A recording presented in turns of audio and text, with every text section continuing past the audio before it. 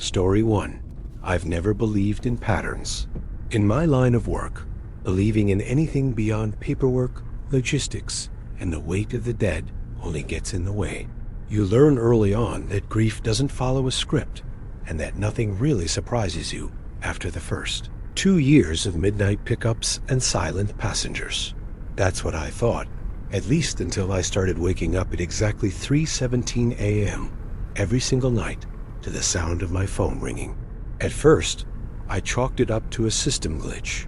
The screen always showed private number, and by the time I reached for it, the call had already ended. No voicemail, no missed call log, just the faint sound of static buzzing in the air, like an echo of something that hadn't fully arrived. On the third night, I answered, and someone or something was on the other end. The voice wasn't loud. It sounded like it was buried under layers of distance, or maybe dirt. Male, I think. Low and cracked. 4 words. That's all it said. You forgot to take me. Then nothing. Just that same hollow static before the line went dead. I lay there for a while after that, trying to slow my breathing, thinking through every recent pickup, every client, every face. But no memory came to match the voice. I didn't tell anyone. What would I say? That a dead man called me to complain I missed my shift? I tried to ignore it. I kept doing my rounds, chapel to hospital to cemetery, clocking miles with a kind of muscle memory only funeral drivers develop. But every night 3:17 my phone rang. Every night I answered, and every night the voice waited. The same phrase, the same weight behind it, like a warning that hadn't yet decided whether it was a threat or a plea. On the 5th night, I didn't sleep. I sat at the kitchen table, phone in hand, watching the digital clock crawl toward the minute. When it hit 3:17, the phone vibrated without a sound. I picked up immediately. There was a pause, as if whoever or whatever was on the other side had been caught off guard by my readiness. Then clearly, unmistakably, it spoke again. You forgot to take me. Only this time, it added something new. My name, my full name, first, middle, last. Exactly as it's printed on my ID badge at the funeral home. I felt my hand go cold, my mouth dried. I hung up before I even realized what I was doing. I stared at the screen for a long time. No call history, no number to redial, no proof, just the silence of my house and the sick feeling that something I had once carried was still waiting. And it knew where to find me. I stopped answering the phone after that night. I couldn't bring myself to hear it again. My name coming from something I couldn't see, couldn't verify, couldn't explain. But that didn't stop the calls. Every night, 3:17 a.m., like clockwork, the phone would vibrate without light, without ringtone. Just that soft shudder of plastic against the nightstand that somehow felt louder than any alarm I'd ever known. Some nights I turned it off. Some nights I threw it across the room. But no matter what I did, I'd wake up at 3:17 and the call would still come. One night I tried letting it ring, hoping it would end, but it didn't. It just kept vibrating until I gave in and picked it up only to hear static, like wind moving through wires stretched too far across some old, empty field. I wasn't sleeping anymore. I barely ate. I'd show up to work with eyes sunken deep enough for the embalmer to notice.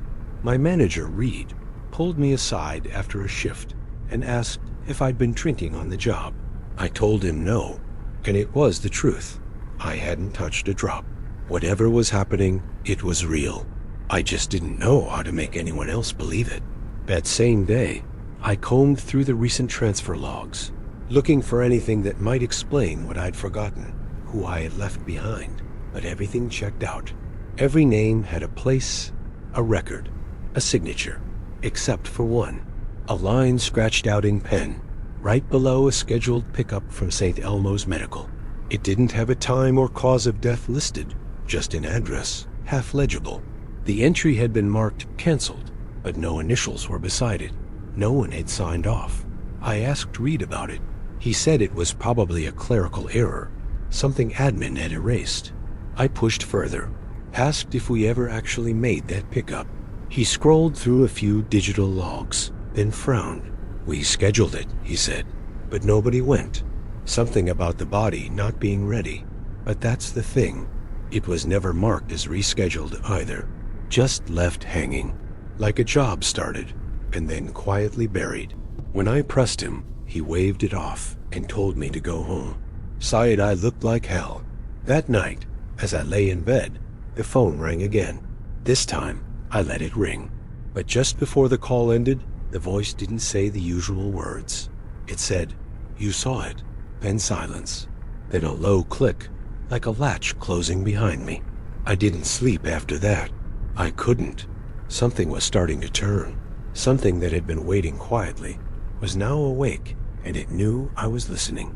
I drove to the lot that night without telling anyone. I didn't even bother pretending it was for maintenance or paperwork. I parked around the back, where the cameras had long since stopped working, and walked the length of the fence line, feeling the gravel shift beneath my boots the way it always had. The warehouse sat like a dead lung behind the main garage unused since the expansion in '09, when we moved most operations to the newer annex closer to the interstate. No one went back there anymore. Too many rats, too much dust, too many reminders of how small the business used to be. But something about that old building had been gnawing at me since the first call. I didn't have a key, but the lock was rusted through, and the door gave way with a groan that sounded almost like protest. Inside, the air was thick and stale, like water left too long in metal pipes. I walked slow, flashlight in hand, past broken stretchers and collapsed shelves of forms no one had needed in years. Then I saw it, covered in a black sheet, so thin I could see the outline beneath it. A coffin. Not the cheap pine box we used for city contracts. Not the polished oak ones from the catalogs either. This was older, flat, heavy, the kind you saw in photos from the 1940s, with iron latches instead of brass hinges. I froze. It didn't make sense. There were no tags, no delivery date, no ID markers. I pulled the sheet back slowly, like peeling something away from a wound. That's when I heard it. The same voice from the call's soft, strained, as if it had crawled all the way from the end of a long hallway. Finally, I turned around, heart racing, expecting to see someone behind me. But the warehouse was empty. I ran back out into the lot and called Reed on instinct. I told him there was something he needed to see, something that wasn't logged, something that had been left to rot. He showed up 20 minutes later, groggy and irritated, but willing. I led him through the same door, pointed to the exact spot, and there was nothing. Just a cracked floor and a rusted filing cabinet slumped sideways. What the hell am I supposed to be looking at? He asked. I stammered, told him there was a coffin right there, black sheet and all. He shook his head, turned on his own flashlight, and swept it around like I was playing a joke. But I could still see it. I walked to where it had been, reached out, and my hand stopped midair. It was still there, cold, heavy, but invisible to him. I backed away. He just stared at me, said I needed to sleep, sighed I needed time off. I didn't argue, because I was starting to agree with him. At least until I turned back toward the door and heard it again behind me. This time, "You forgot me." And this time, it wasn't coming from a phone. The next morning, I didn't go to work. I didn't call in either. I just sat in the driver's seat of the van, still parked outside my house, staring at the dashboard. The sun hadn't come up yet, but I could see the condensation on the windshield beginning to form. My phone had no missed calls, no messages, and yet I could still hear the voice from the warehouse. Not loud, not urgent, but there, just beneath everything else, like the low hum of an old refrigerator. I opened the glove compartment and pulled out the master key to the garage. Then I drove. I didn't know exactly what I planned to do, only that I couldn't leave that thing, that box, in there another day. If no one else saw it, if no one else remembered it, that didn't change the fact that it was real to me. Real enough to keep me up at night. Real enough to say my name. I reached the garage just after 5, and slipped into the backlot unnoticed. The air was colder than the forecast had predicted, and as I opened the warehouse door again, I felt something shift, like the place had been waiting. The coffin was still there. Same sheet, same shape. I didn't hesitate this time. I pulled the gurney under it, strapped it down with trembling hands, and wheeled it out into the parking lot like any other job. As I loaded it into the back of the van, I noticed something odd. The weight felt normal now, solid, like a body had been placed inside during the night, but the ID card was still blank. Just a slip of yellowed paper with a smudged address in typewriter font. No name, no file number, just a location. I tapped the address into the GPS. At first, it blinked twice, then loaded a route, but without an ETA, no arrival time, no traffic updates. Just a line winding through roads I didn't recognize, heading toward a part of the county I didn't even remember existing. I started the engine. The radio buzzed to life, then immediately died. The route turned left through a neighborhood that had been demolished a decade ago, then crossed a bridge I knew had collapsed in '98, but it was there, real, concrete under my wheels. Every few minutes, the map would twitch, the route redrawing itself without prompt, as if something ahead was being avoided. I passed a diner that had burned down years ago, now perfectly intact, lights on inside, a waitress smoking by the door, like no time had passed. I tried calling dispatch to check if this was a prank, but my phone had no signal. The clock on the dash had frozen again, stuck on 3:17, and the rear-view mirror, which I hadn't adjusted, now showed the faint curve of the coffin behind me and the silhouette of a man sitting beside it. I didn't dare turn around, just gripped the wheel tighter, because I knew then, with a clarity I didn't want, that this wasn't just a wrong turn. This was the only turn left, and wherever I was going, I wasn't driving alone anymore. The road ended where it shouldn't have. There was no street sign, no gate, no paved turnoff, just a worn path between tall pine trees, lined with mud and silence.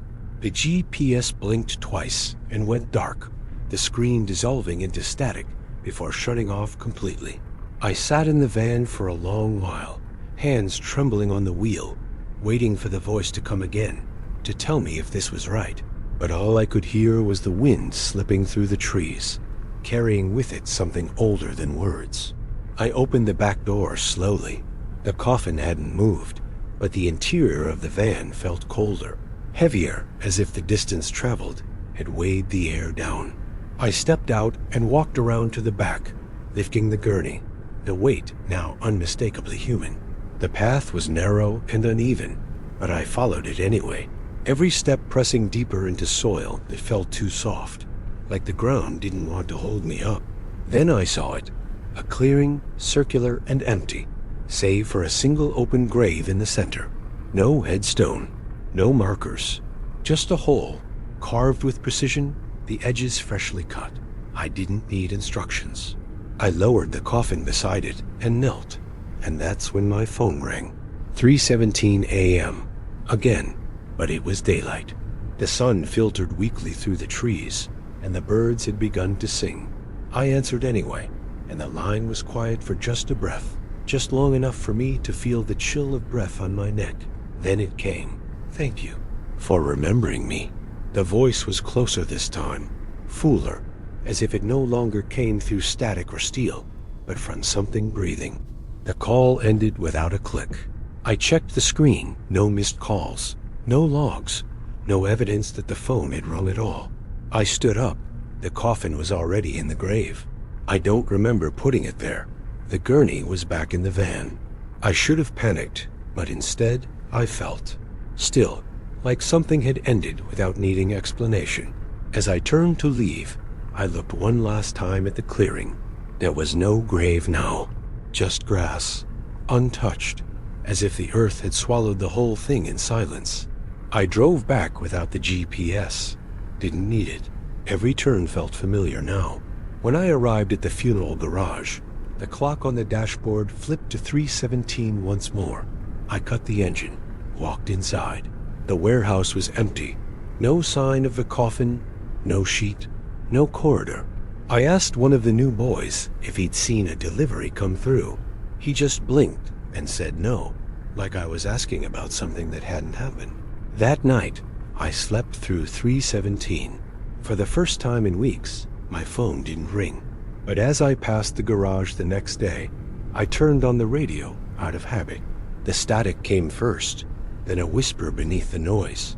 "You remember me now, don't you?" I shut it off, but it didn't matter, because I did. Story 2. I've buried over 2,000 people in my life, maybe more. After a while, they stop being faces and become weights, dates, tasks on a list. But that week mid-October, leaves just starting to die like they always do, I saw a face I couldn't file away. He was just another body when the van arrived. Standard delivery, no ceremony, no flowers, no family listed. The sheet said, David L. Moore, and even the name felt like a placeholder. But when I opened the back doors and caught my first glimpse of the man inside the pinewood casket, something in me stuttered. His suit was a soft gray, clean pressed, like he'd just left a quiet boardroom. Hands folded neatly. No marks, no discoloration, but it was the face. That face. His skin was pale but not waxy, preserved but not plastic. His lips slightly parted, as if frozen mid-sentence. His eyes closed, yes, but with a pressure in the brow that made them look like they could open at any moment. And even under the overcast sky, I swore I saw a shadow twitch beneath the lashes. I stood there longer than usual, long enough for the wind to still and the sound of the leaves to quiet. There was no one around, no grievers, no priest, just me, a body, and the freshly turned soil. I reached for the headstone already placed, oddly enough, and read it again. David L. Moore, 1964 to 2023. At peace. Something about it struck me as too clean, too finalized, but I shrugged it off. I've learned not to linger on the strange. Strange things linger back. I placed the casket in the ground, lowered it myself slowly, like it might protest. As it settled into place, I felt eyes on me. Heavy, not malicious, but alert, watching, waiting. The breeze picked up again, but it didn't touch me, just passed around. I filled the grave like always, patted the mound, stood back, and waited for that click in my head that told me the job was done, but it didn't come. I walked back to the tool shed, and even as the trees whispered their brittle secrets, I felt like I was being followed by a gaze that hadn't left with the body. I told myself I was tired, told myself it was just a man, just a name, just another afternoon. But when I locked the gates that night, I hesitated. Something in that lot had changed. Or maybe it was me. Either way, I drove home with his face lodged behind my eyes like something I'd forgotten to remember. The following Thursday became like any other rain-soaked, slow, the kind of morning that makes every breath feel like it's been held too long. I made my rounds, checked the intake logs, swept gravel off the paths like I always do, waiting for the delivery van. At 9:47 a.m., it backed in through the side gate, just as it had the week before. The driver didn't get out right away.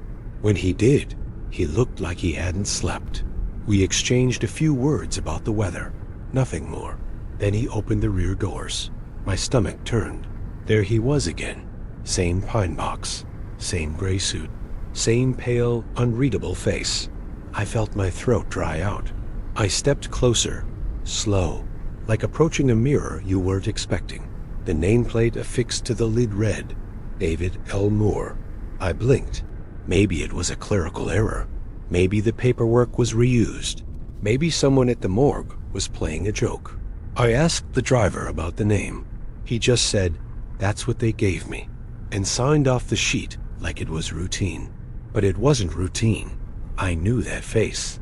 The angle of the jaw, the neatly trimmed graying hair, the way his hands were folded as if posed by someone meticulous, or reverent or frightened. I walked him to lot 34B, the same one from the week before. The headstone was gone now. Vanished. No trace of the burial I'd done days earlier. The earth was flat, untouched, as if no shovel had ever kissed it.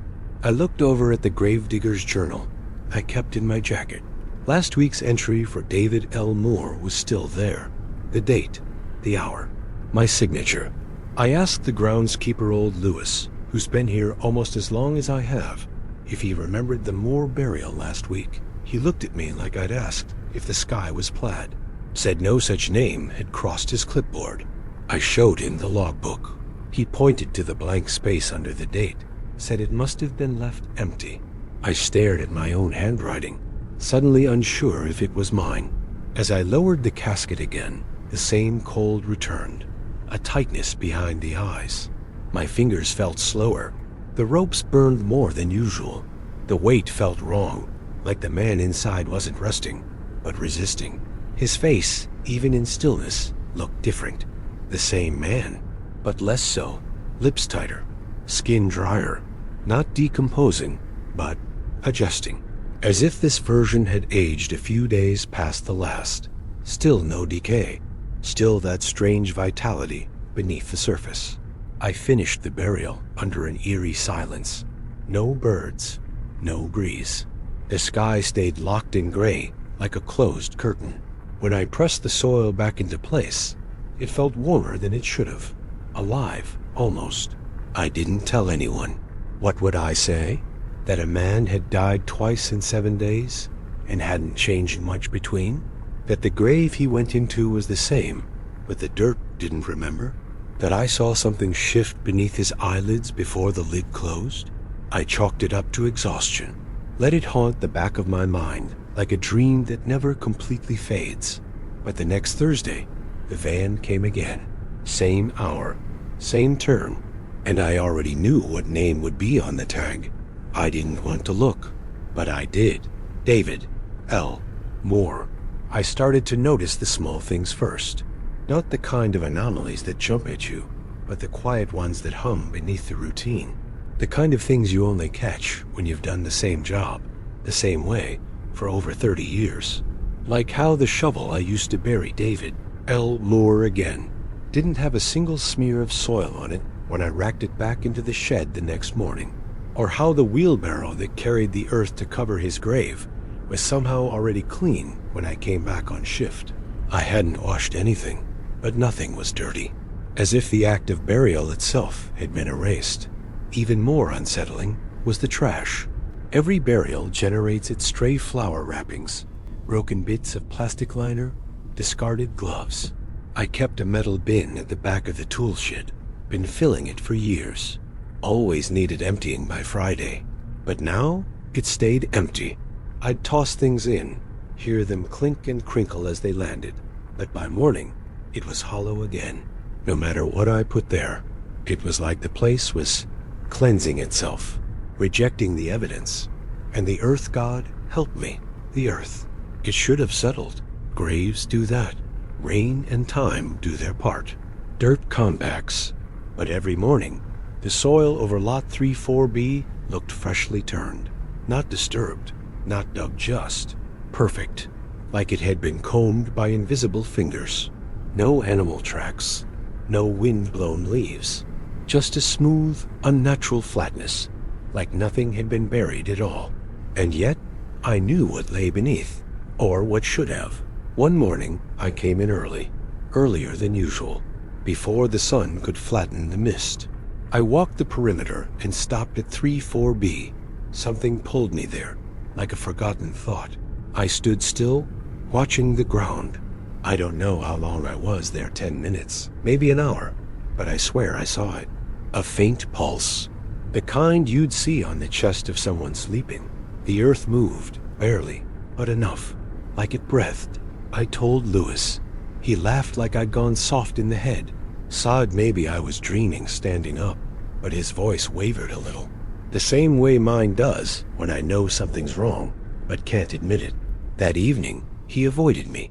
Didn't come near the shed. I caught him glancing over at 34B during a cigarette break, though. He dropped the cigarette. I stopped writing in the official logs. It didn't matter. Every record I tried to keep inked, typed, Even voice memos came out wrong. The name smudged. The date reverts. Digital files disappear. I printed a photo of the grave one morning. By afternoon, it was blank. Just grass, no stone, no marker, nothing. Weeks passed. Each one delivered the same box. The man inside it never changed enough to rot, never stayed the same enough to trust. Sometimes his hair was parted differently. Sometimes his hands weren't folded at all. Once, I swear, they were gripping the edge of the coffin before I closed it. But I closed it anyway. What else could I do?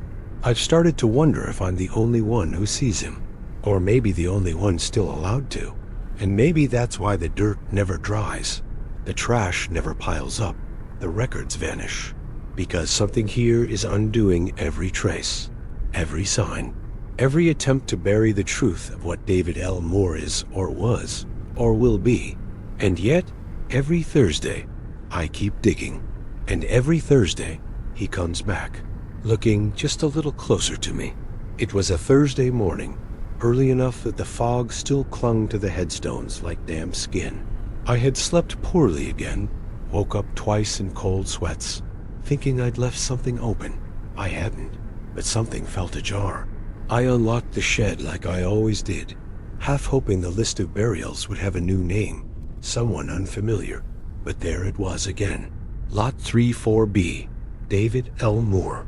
Same line, same formatting, as if the printout had never changed and the world simply forgot to question repetition. I told myself this would be the last time. Maybe if I went through the routine with full awareness, marked every step, recorded every detail, maybe I could break the cycle. I carried my old Polaroid in my jacket pocket, the one I used years ago to catalog graves before the digital system. I took a picture of the coffin before I opened it. It came out blank, not dark, not overexposed, just white, like the lens had stared into snow. When I lifted the lid, I knew something was wrong before I saw it. The air had changed. It wasn't just colder, it was thick, like breathing through wool. The body inside wore the same suit, same tie, same faint scent of embalming fluid. But this time, the hands weren't resting on his chest. They were loose at his sides, the fingers slightly curled. I leaned closer, holding my breath. Then his left eye opened. It wasn't a twitch, not a slip of muscle. It opened with purpose, slowly, fully, and it looked at me. There was no panic, no struggle, just a single eye, greenish and glassy, locking on mine. My whole body turned to iron. I couldn't blink, couldn't breathe. The eye didn't move, just stayed fixed, like it was taking something from me, like it recognized me. And then, as calmly as it had opened, it closed. I stumbled back so hard, I hit the dirt. The shovel slipped from my hand and clattered against the headstone.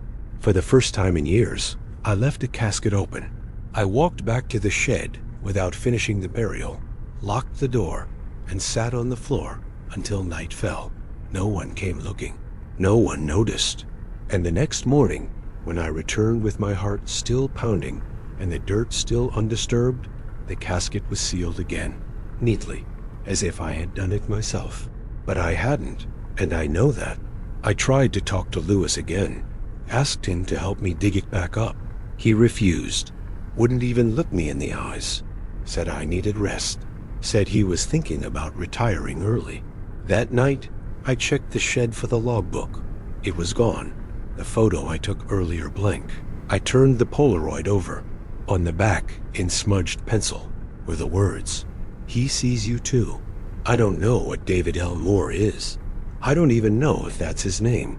But I know this. I buried a man who blinked at me. And now every time I close my eyes, I see his open. I didn't sleep that night. I didn't even pretend to.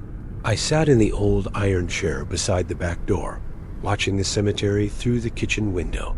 I kept the lights off, just the glow of the stove clock ticking toward morning. Every so often, I'd look at the wall calendar beside the sink. The dates had started to feel heavier, like they weren't counting forward anymore, but circling something. The week repeated itself. I was sure of it now.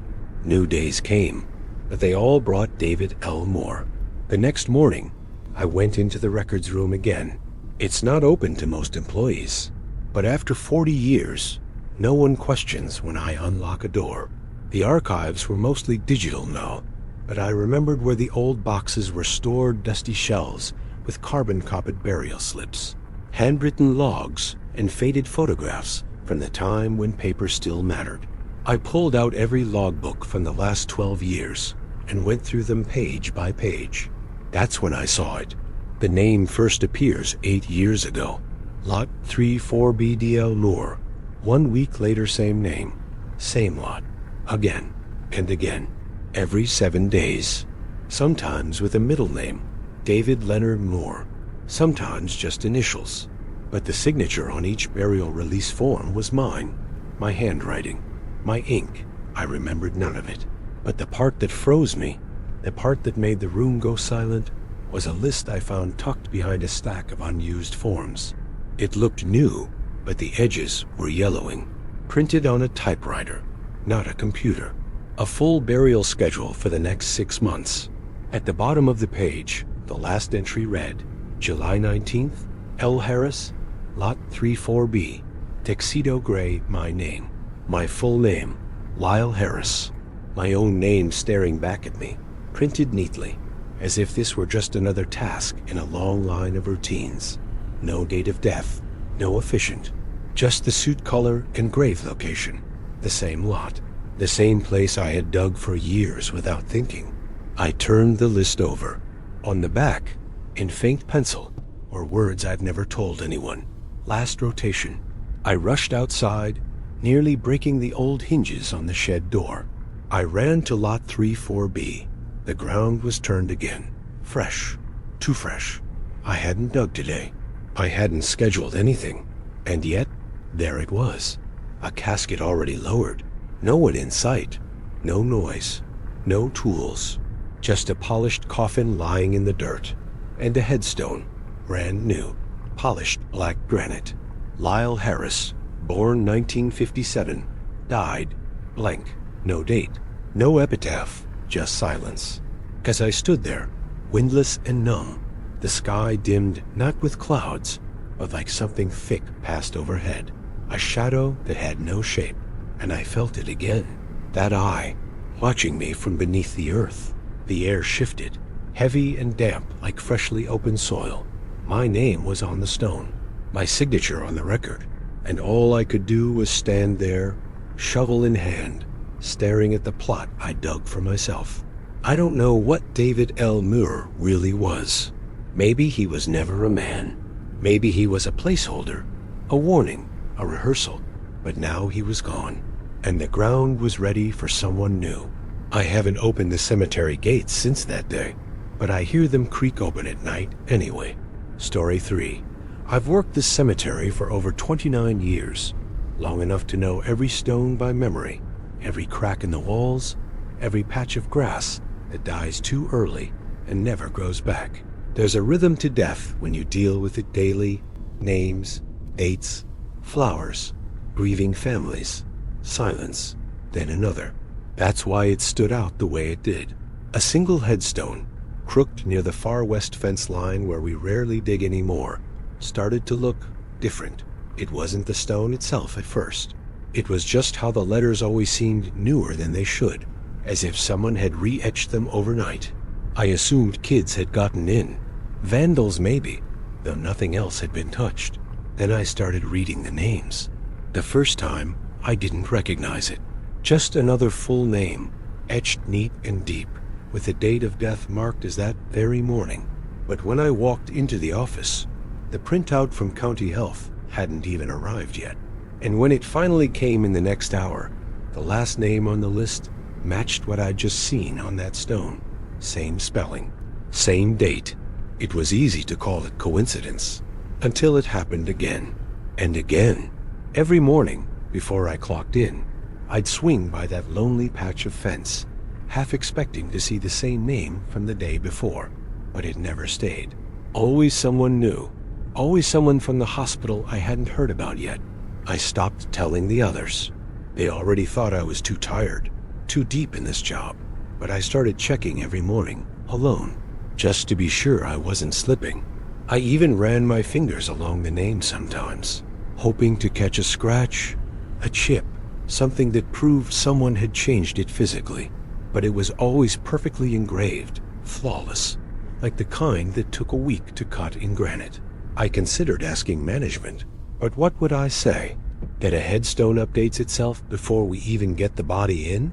I watched that stone for 9 straight days. 9 names, 9 perfect matches to real deaths, always a few hours before the office got the paperwork.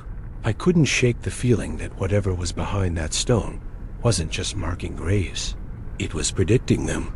It was on the 12th morning that I saw the name before the death. Not hours ahead, like before, but an entire day. A Tuesday. The sky was still gray with mist when I made the walk out to the west fence, thermos in hand, boots already wet from the dew. I almost didn't check. I almost turned back, but I forced myself to look. And there it was. Clarence E. McAllister, born 1952, died that day. I said his name aloud 3 times. Let it hang in the cold air, like that would somehow erase it. When I got back to the office, I kept checking the system every hour. There was no Clarence. No calls, no dispatch, nothing. But then, around 4:17 p.m., the fax machine spat out a single-page report. An unattended death at a retirement home on Route 9. Clarence E. McAllister. Stroke. Pronounced 3:58 p.m. The same name that had already been waiting for me at sunrise. That night, I didn't sleep. I kept replaying the time in my head. How the stone knew. Not guessed, not reflected, but knew what hadn't even happened yet. It wasn't an isolated event. It kept happening. 2 more cases that week. 3 the next. Always the same pattern. The name would appear before any human could have possibly known. And yet, hours later, the body would arrive. Like clockwork. I tried calling the monument company, thinking maybe this was some twisted prank. They said they hadn't delivered anything to us in months. No one had touched that sector of the yard in over a year. I brought in my camera next, took a photo each morning. But the images always came back corrupted, blurred around the text, glitched, like the names refused to be captured. Once, I called a coworker over as soon as I saw the new engraving. I told her the name, pointed directly at it, but she just stared at the stone and asked what she was supposed to be seeing. From her eyes, the stone was blank, weathered and smooth. No name, no date, nothing. I asked her to run her hand across it. She did. Just feels like rock, she said. I waited until she left, then tried again, and the name was there. Clear, cold, waiting. That's when I started to feel it wasn't the cemetery anymore. It was me. Like the stone wasn't changing for everyone, just for me. Like it had chosen me to see what others couldn't, or wouldn't. Like something was making me its witness. And I had no idea why. I hadn't realized how much I'd grown used to the name until the morning it wasn't there. For weeks now, every sunrise had brought with it a new etching, a new fate sealed in polished stone, and I had begun to expect it. Dread it? Yes, but also rely on it. That morning, the sun broke through an early fog, low and colorless. I followed the path like always, coffee cooling in my hand, passing the line of withered trees that led to the corner where the stone sat in its crooked row. And for the first time in over a month, it was blank. Perfectly blank. Not weathered. Not scratched. Just clean, dry-cut granite, gleaming slightly from a recent rain that hadn't touched anything else in the yard. I stood in front of it for minutes that felt longer. My name wasn't there. No name was. The surface felt wrong under my fingers. Not rough like it usually was, not damp like the ground, smooth, dry, cold, unreadable. I knelt, pressed my ear to the surface like a fool, as if the silence could explain anything, but there was only stillness. That morning, no calls came in, no faxes, no emails from the hospital, no families crying in the lot. It was as if the world had stopped needing to die. I sat in the office, watched the clock move slowly across each hour with the quiet ticking of a place built on the finality of others. I looked out the window, waiting for the hearse that never came. Even the wind seemed to avoid the fence line that day. I checked the schedule 3 times. Nothing was planned. Nothing was delayed. Nothing. And yet I felt like something had already happened. Not a mistake, not a break in the pattern, but a pause, a held breath, like the cemetery itself was waiting for me to make the next move. That night, the silence pressed tighter. The sound of insects, usually thick near the marsh past the southern fence, had vanished. No owls, no wind, not even the mechanical hum of the old generator that powered the east lights. Everything was still. My own footsteps sounded wrong as I paced the small staff cabin, where I sometimes stayed during long shifts. I tried not to look out the window. I don't know why.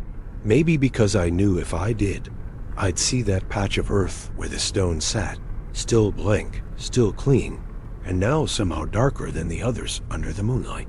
Like the absence of a name wasn't emptiness, but anticipation. That night, I didn't sleep. I didn't even try. I just sat on the edge of my cot, staring at the wall, counting the minutes to dawn, afraid of what name I'd see when the sun rose again, because something in me already suspected it. The name that had been waiting all along was mine. I didn't walk out to the stone the next morning. I ran. I hadn't slept, hadn't eaten, hadn't moved from my chair until the first thin blue light crept through the cracks of the cabin window. My boots struck the gravel path harder than usual, crunching like bones underfoot as I passed through rows of headstones that suddenly felt unfamiliar, strangers with whom I'd shared silent years, now looking back like witnesses. The corner of the cemetery where the stone sat was soaked in early dew, and a hush so deep it made my breath sound like a scream. And there it was. My name, full, clear, centered, chiseled into that clean slab of granite as if it had always belonged there. The same font, the same spacing I'd seen, etched into dozens of stones before, my full name, my birthday, and underneath, the day's date, today. I stood frozen, the back of my neck burning with something I couldn't name. I reached out and touched it, half expecting the name to vanish beneath my fingers, to smear like condensation on a mirror. But it didn't. It was carved deep, final. There was no vandalism, no joke, no shadow of uncertainty. It was real.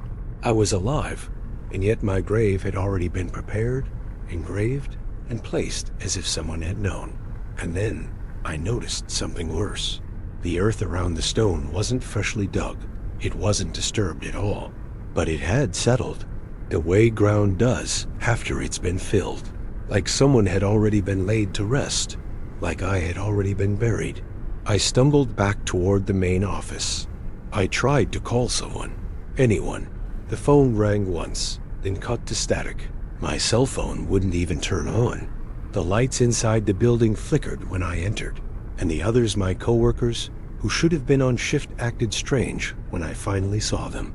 Their eyes avoided mine. Their answers were too short. One handed me coffee, not even asking why I looked like I'd seen a ghost. When I asked about the stone, about the name, about the record, he just shook his head. "You must have dreamed that," he said, smiling too long. But his hand trembled when he set the mug down. I returned to the grave after lunch, desperate to make it stop. I brought tools. I tried chipping the letters off, but the chisel broke. I tried lifting the stone, but it wouldn't budge. The ground beneath it felt fused, like the stone had always been there. I started to dig, despite the resistance in my chest, the terror that rose with every shovelful of dirt. But I barely scraped the surface when I heard someone behind me. I turned, heart hammering, but the path was empty. Just the wind, they'd say, just your imagination. But it wasn't. I felt it, watched, followed, claimed. Back at the office, the others watched me like someone watches a man walking into his own wake. Nobody said it, but they knew. And now, so did I. I stayed late that night, long after the gates were closed, and the last whisper of wind had settled between the stones. Something in me refused to leave, as if crossing back through the iron archway would seal a fate I hadn't agreed to. I locked the front office behind me and descended into the storage room where the old records were kept. Brittle paper, typewritten lists, yellowed folders bound with string. I knew every corner of this place. I'd filed reports, double-checked obituaries, even tracked reburials for decades. But nowhere, in all those names and dates, could I find myself. Not as a gravedigger, not as a resident, not even as an employee. It was as if I had never been there, except in one place. Tucked between two ledgers from the early 90s was a slim manila envelope with no label, no markings, no dust. It felt out of place, clean, untouched. Inside was a single sheet of paper, fresh, no fold lines, not aged. On it was a list of names, all familiar. I recognized every one as someone I had buried personally, but there were no dates, no causes of death, no affiliations. Just names, perfectly aligned in cold black ink. And beneath each name, faintly embossed in red, was a second name. Mine. Every one. As if I had signed them into something I didn't remember agreeing to. At the bottom of the page was a line separating the list from one final entry. It was my name again, this time alone, centered, bold, and next to it, a single time, 12 a.m., no address, no instructions, no funeral home, just a time, midnight, as if that was all that mattered. I bolted upright, heart pounding, ready to discard the paper, to burn it if I had to. But when I turned around, the room was different. Or maybe it was me. The air was thicker, the walls closer, and on the desk where I had left my jacket, another envelope now waited, identical, but this one was addressed in handwriting I didn't recognize to me. Inside was a work order, standard format, all the usual fields filled out, except one, the deceased's name. It read, pending arrival. The location was blank, but the section number ... It matched the grave from that morning, the one with my name. I stumbled outside, gasping, only to realize the night had shifted.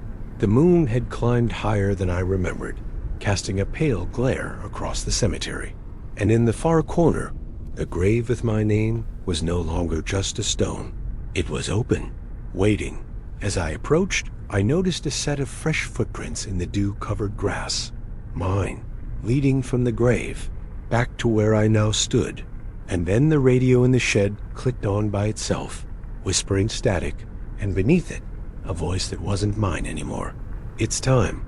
Story 4. I had just finished my morning walk around the northeast edge of the cemetery when the funeral van pulled up, wheels crunching gravel in a rhythm I'd memorized after 26 years on these grounds. The delivery was routine. A man named Thomas Elridge, age 63, heart failure. The paperwork was impeccable ID, death certificate, coroner's sign-off, all tucked neatly in the folder, handed to me by the driver, who barely made eye contact. That was typical lately. Young guys from the newer funeral homes didn't care to linger around long. They always looked like they knew something I didn't. I brought the casket down the slope to Section C, Lot 47B, which struck me as oddly familiar. Not that familiarity was rare around here. Most graves had passed under my shovel more than once, if not for reburials, then for plot corrections or maintenance. But something about that number made my gut pull. Back in the office, I did what I always did, opened a large black ledger and began to record the new entry. Name, date, cause of death, location. But when I wrote Thomas Elridge, the pen slowed. My fingers tingled. The name looked too balanced on the page, too practiced. I flipped back 7 pages, then 10, and froze. There it was. The same name, written in my own hand, dated exactly 7 days prior. Same birth date, same death date, same cause, same lot, same everything. For a moment, I convinced myself it was a clerical error. Maybe I'd copied the name wrong on that earlier entry and never noticed. but that was impossible. I never wrote names twice, and never without noticing. I ran my fingers along the ink, which had bled slightly into the grain of the paper. It wasn't a recent edition. It was aged, dried, set in place like every other inked name in the book. That meant the entry had been made a week ago, and the grave already used. I sat in my chair and listened to the silence of the grounds outside. No birds, no wind, not even the distant hum of a mower. Just stillness. The kind that feels aware of you. I grabbed the burial tools, gloves, and a bottle of water, and walked back toward 47B. I needed to see it myself, needed to touch the soil and feel if it had been broken recently. If not then, the problem was in my mind. But even from 50 yards away, I could tell the ground wasn't right. The grass had been pressed down by weight, then brushed smooth like someone had tried to conceal it. And beneath the top layer, the dirt was soft. It hadn't settled like the others around it. As I knelt beside the headstone and ran my hand along the soil, the hairs on my arms lifted. I hadn't been here in a week, yet something or someone had. I waited until the sun dipped just far enough behind the trees that no one from the town office could call it official hours. Not that anyone ever checked. Most people didn't like asking questions about cemeteries, and I'd worked long enough to become invisible inside my own routine. I brought the smaller spade, the one with the handle I'd repaired 3 times and refused to replace. It made less noise, and that afternoon, I didn't want noise. Lot 47B was damp, not soaked from rain. No storm had touched this county in over a week, but damp from beneath, like the moisture had risen up instead of fallen down. I pushed the spade through the sod layer and into soft, freshly moved earth. My hands knew the weight of undisturbed ground. This wasn't it. Someone had been here since I had. The deeper I dug, the more the air changed, thickening, heavy, not quite foul, but tinged with something metallic, like rusted iron or dried blood. After an hour, I hit the edge of the coffin lid. It was exactly where the record said should be 6 feet down, centered in the plot. But the way it sat felt wrong, too flat, too deliberate, like it hadn't settled but been replaced. I wiped the dirt away with my sleeve and found the metal latch. My hands hesitated, not out of fear but recognition. I remembered this. I had done this. I had lowered this box just 7 days ago with my own arms. My boots had pressed this earth flat. The lid creaked. The interior was cold, too cold for July.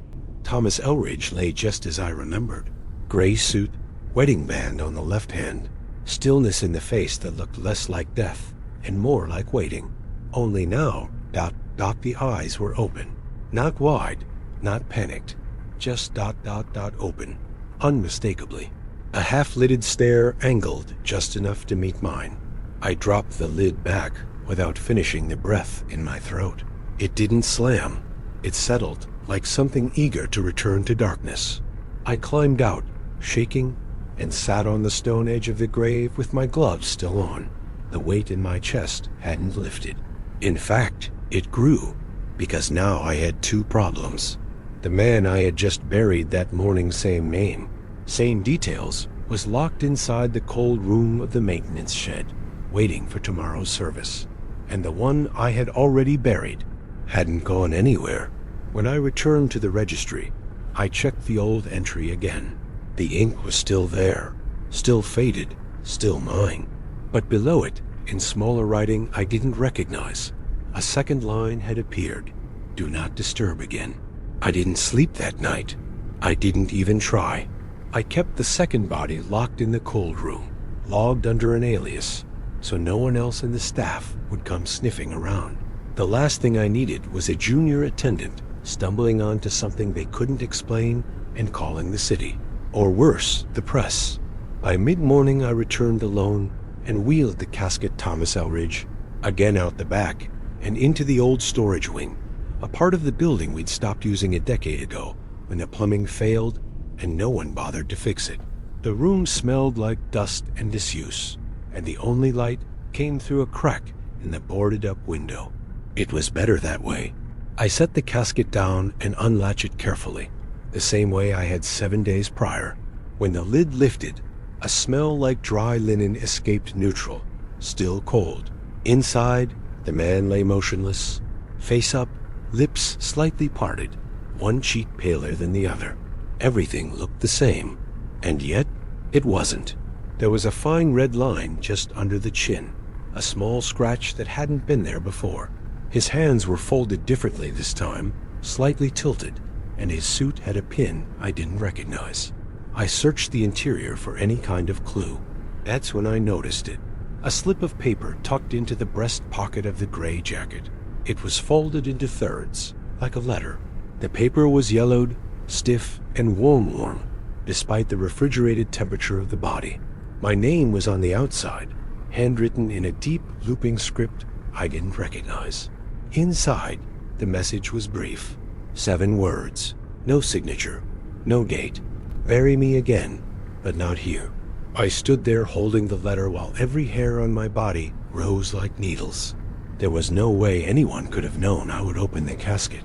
No way a letter like that could be hidden in both versions of this man, unless they weren't the same. I checked the death certificate again, same date, same hospital, same attending physician. But the file for the first Elridge was gone from the system, erased. I pulled out the cemetery's internal binder, the one we used when the power went out. There, in my own handwriting, was the record from the first burial. My signature. Lot 47B. I flipped to today's entry. Another signature. My own. But something about the ink was wrong, too dark, too recent. I placed both bodies side by side that afternoon. The original one still stared with those barely open eyes, dry and unblinking. The new one had more color, a relaxed mouth, and hands that seemed more tense, like they were trying to remember something, or hold on to something they weren't supposed to take. When I tried to move the second body again, the wheels on the stretcher jammed. I looked down and found a nail stuck in the joint. Embedded, but not bent. A perfect brass coffin nail, the kind we hadn't used in over 30 years. As I pulled it free, I noticed a second folded letter on the stretcher beneath the corpse. This one didn't have a name. It just read, "Don't look behind you." I waited until the others left for the evening before I accessed the security room. Officially, I wasn't supposed to be there. Only managers and night supervisors had the key code. But after 30 years, you learn the tricks. The loose panel above the supply shelf, the forgotten override card taped to the back of the breaker box. The monitor buzzed faintly when I powered it on, the screen flickering through grayscale feeds from every angle of the cemetery grounds. I pulled the archive log from 7 days ago, the day of the first burial. Lot 47B, time of entry, 10:41 a.m. I watched as the van approached the gates, the familiar white hearse we'd used for over a decade. But something was wrong. The vehicle rolled to a stop, and no one got out. No driver door opening, no side hatch movement. The back doors were never opened. It just sat there. Then the footage cut, a full 10-minute block of static. When the picture returned, the casket was suddenly there, on the cart, by the grave. But the van was gone. I rewound, played it again. The same thing. Vehicle arrival, silence, static, casket, grave, gone. I tried a second angle camera 3, the west approach. This one showed a portion of the parking area and side path. I scrubbed forward to the same time stamp, and my chest tightened. The van was there again, but this time I was in the frame, or something that looked like me, wearing my overcoat, my gloves, my gait, pushing the casket alone, with slow, deliberate steps. No assistance, no clergy, no family. The figure wheeled the casket into frame and disappeared behind the chapel. I was sure it wasn't a recording error. The shadows were different. The clouds above moved slightly faster. The leaves fell in a different pattern. Then, seconds later, another figure entered the frame. Also me, standing at the cemetery gate, watching, still, as if observing the burial from a distance, not participating. As if trying to remember how it happened, I froze the screen. Two of me, at the same time, different angles. One burying, one watching. Both wearing the same ring I hadn't taken off since '98. I scrolled forward again. The recording time on both feeds began to drift by a second, then 5, then 20, until one looped back. It showed the casket again, but no one pushing it this time. It simply glided into frame, then stopped. I checked the real-time camera near Lot 47B, just to confirm. Nothing was there. Just a flat patch of earth. Clean, undisturbed, with fresh flowers I hadn't seen anyone leave. I zoomed in. The headstone read, Thomas Elridge. But beneath, someone had added an extra line, carved crudely. Not part of the official order. It said, still here. And as I sat there, heart racing, hands cold against the console, every monitor went dark for exactly 3 minutes. When they returned, only one camera was working. Camera 1, main gate. And on the feed, at the edge of the frame, was a figure standing in the fog. A man in a gray suit, watching, looking directly at the lens. His face familiar. I didn't sleep that night. I barely moved from the chair in the security room, the hum of the monitors filling the silence that now felt too deliberate, too constructed, like a background score meant to mask something bigger. When the morning crew arrived, I slipped out quietly, not trusting myself to explain what I had seen. Instead, I walked directly to the administrative office, unlocked the cabinet that held the cemetery's physical registry, and pulled out the thick, leather-bound volume that had recorded every burial since. 1952. My hands trembled as I flipped to the most recent pages. I needed confirmation, something rational, something that said I was just tired or overworked, or finally slipping, like all of us eventually do. But the entries weren't right. The signature I left just 3 days ago, logging the burial of Thomas Elridge, the second one was gone. So was the entry for the first. In fact, there was no mention of Thomas Elridge at all. In his place, 2 different names sat in the lines I knew I had filled, Frank L. Dawson and Emmett Harper. Both names unfamiliar, both dated exactly 1 week apart, both registered by my own hand, but in handwriting I didn't recognize. Still mine, but off. Tilted too far left, letters stretched unnaturally, as if someone was imitating my motion through memory rather than muscle. I scanned the rest of the page, and the page before, and before that, there were names I had never seen, dozens of them. And yet, the locations, the times, the lots, they were mine. Places I remembered working, funerals I swore I had handled, but with no memory of these dead. Their tombstones existed. I checked.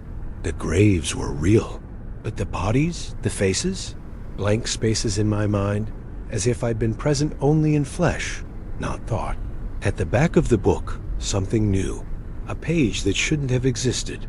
Inserted between the stitched bindings was a single leaf of paper cream-colored, too clean, edges too crisp compared to the rest of the aging parchment. It wasn't handwritten. It was typeset, old machine ink, bold and neat. A column of names, perfectly aligned. Each name repeated at least twice, some 3, some 4. Names I just read earlier, names I hadn't, but always the same pattern. Duplication, repetition, cycles. At the bottom, spaced out from the rest, was a final entry, Thomas Elridge to 4 entries. And under that, next candidate, space blank. But even as I stared, letters began to fill the gap slowly, as though appearing beneath invisible hands. One by one, my own name surfaced.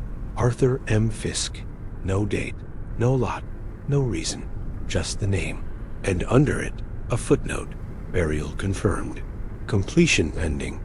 The paper shivered in my hands, though there was no draft, no movement. I tried tearing it. The edges resisted like fabric soaked in resin. I burned the corner with my lighter. It curled into ash without heat. When I returned to the registry, my signature had reappeared. Story 5. I'd been on the job long enough to know when something didn't add up, and that night, something felt wrong the moment they rolled the casket into Bay 3. It was supposed to be routine, a transport scheduled for after hours, quiet and uneventful, just the way I liked it.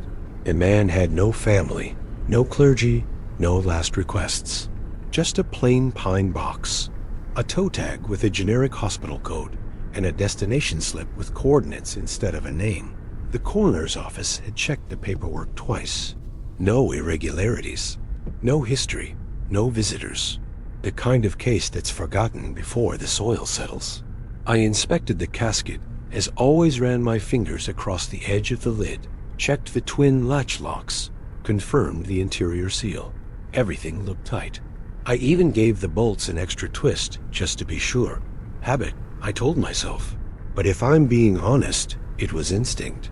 The silence in the prep room that night didn't feel like stillness. It felt staged, like someone was waiting for me to look away. I loaded the casket myself, eased it into the rollers in the back of the van, secured it with both horizontal and vertical straps, and locked the door behind me. The route to the cemetery was 15 minutes straight through town, no stops. As I drove, I noticed the rearview mirror vibrating slightly, more than usual, though the road was smooth and the tires had just been rotated. I turned down the radio, listening. Nothing. Just the hum of the engine and a faint tick coming from the back, like pressure being released slowly. I arrived at the gates of Millstone Cemetery a few minutes early, backed into the usual unloading zone, turned off the engine, and stepped out. I unlocked the rear door, unfastened the straps, and reached for the lid handle. That's when I froze. The casket was already open, just a few inches, but unmistakably open. The right side latch was still in place, snapped shut, just like I'd left it. But the lid had shifted, like someone inside had pushed. There was no visible damage, no break in the hinges, just that impossible, undeniable crack between wood and air. I didn't say anything to the groundskeeper. I just adjusted the lid back, closed it firmly, and tried to dismiss it as a bump in the road. Maybe I hadn't locked it as tightly as I thought. Maybe I imagined it. I drove back in silence, chewing on the memory like it had bones. Back at the garage, I checked the transport report. All clear. Signed, verified, closed. But I didn't sleep that night. Not because I thought the man might have moved, or breathed, or groaned in the back of the van. No. What kept me awake was simpler, colder. I knew I'd locked it, with my own hands, and whatever had opened it hadn't come from the outside. They reassigned me the following Tuesday. Another quiet transfer, same facility, same paperwork office, same hushed hallway with the flickering fluorescent light near the cold storage door. The body was already waiting when I arrived. The tag read the same name, Malcolm R. Glass. I paused at that. It had been the same name as last week's job. I double-checked the file. The death certificate was dated the previous day. Time of death, 3:21 a.m. Listed cause, cardiac arrest. But the hospital's ID, the tag number, even the morgue attendant, none of them acknowledged anything unusual. I asked casually if this was a family member, a relative with the same name. The assistant just blinked and said, "He didn't have anyone. That's why you're here." The casket was new. I opened it to verify contents before sealing its standard procedure. Inside was a man in a dark gray suit, hands folded, face clean-shaven, waxy, and yet different. The skin was smoother than I remembered, less sallow. The lips slightly parted this time, like a breath had just escaped. I told myself I was imagining things again. I sealed it carefully, this time using reinforced nylon bands in addition to the metal latches. I even added 2 temporary seals, a trick we used during hurricane season. No movement was possible unless something shattered. Halfway to the cemetery, I heard it again, a soft shifting thud, like fabric dragging across satin. I pulled over once, opened the back, and found nothing wrong. No noise, no open lid, but I swore the straps were looser, as if whatever was inside had shifted. I drove the rest of the way in silence, fists clenched, sweat sticking my shirt to the seat. At the cemetery, with 2 attendants present, I unlocked the rear and opened the hatch, and froze. The casket was unlatched, not wide open, just like before enough to see a sliver of darkness inside. One of the attendants asked if I'd forgotten to close it properly. I said nothing. We carried the casket to the site, and I stole a glance before it was lowered. The corpse had shifted. The hands were no longer folded. One rested near the chest, the other pointed loosely to the side, and the head last week it had rested centered on the silk pillow. Today, it tilted left, ever so slightly, facing the wall of the casket. The eyelids, I swear to you, were not completely shut. There was the faintest crack, just enough to see the sheen of something behind them. We sealed the casket and buried it. That night, I requested the transport log from the office. I needed to confirm what I'd seen. The record listed the deceased as Malcolm R. Gloss, same as before, same address, same plot number, same photo. But when I opened the file from the previous week, the image was different. It was the same man, but the pose, the placement of the hands, even the color of the tie different. I should have stopped then. I should have filed for leave, faked an injury, disappeared for a while. But instead, I whispered something aloud as I closed the file. "What do you want from me?" And the lights in the garage flickered. Just once. Enough. The next morning, I drove to work before the sun came up. I told myself it was to beat traffic, to get a jump on paperwork, but I knew I wouldn't rest until I checked the casket room again. The previous day's burial had gone through at least on paper, but my mind wouldn't let go of the angle of the body, the shift in posture, the subtle crack in the lids, like someone trying to peek. One found the record marked complete. Signature matched mine. Date and time aligned. Yet when I opened the task sheet for the day, there it was again. Same name, same transport order. Malcolm R. Gloss. 3rd time. I took the assignment without a word, loaded the casket personally, and this time requested the secondary van. A different model, heavier locks, no rear suspension movement. I installed a security strap system myself, 4 clamps, 1 bolt lock through the handle. I watched the lid press flush against the metal frame. I even took a photo, time-stamped it, saved a backup to my cloud. I started the drive just after 8 a.m. Clear skies, empty roads, no distractions. And yet, halfway through, I felt it again. A sound not loud enough to be definite, but just present enough to demand attention. Not a thud, not movement, more like dot, dot, dot, dot, drag. A dry brush against fabric, something adjusting its weight. I turned off the radio, held my breath. Silence. When I arrived at the cemetery, I stepped out with the engine still running, opened the back carefully. The clamps were still in place, the bolt lock untouched, but the lid somehow was ajar by no more than an inch. The pressure seal unbroken, yet the gap was there, like something had gently pushed up from within, just enough to breathe.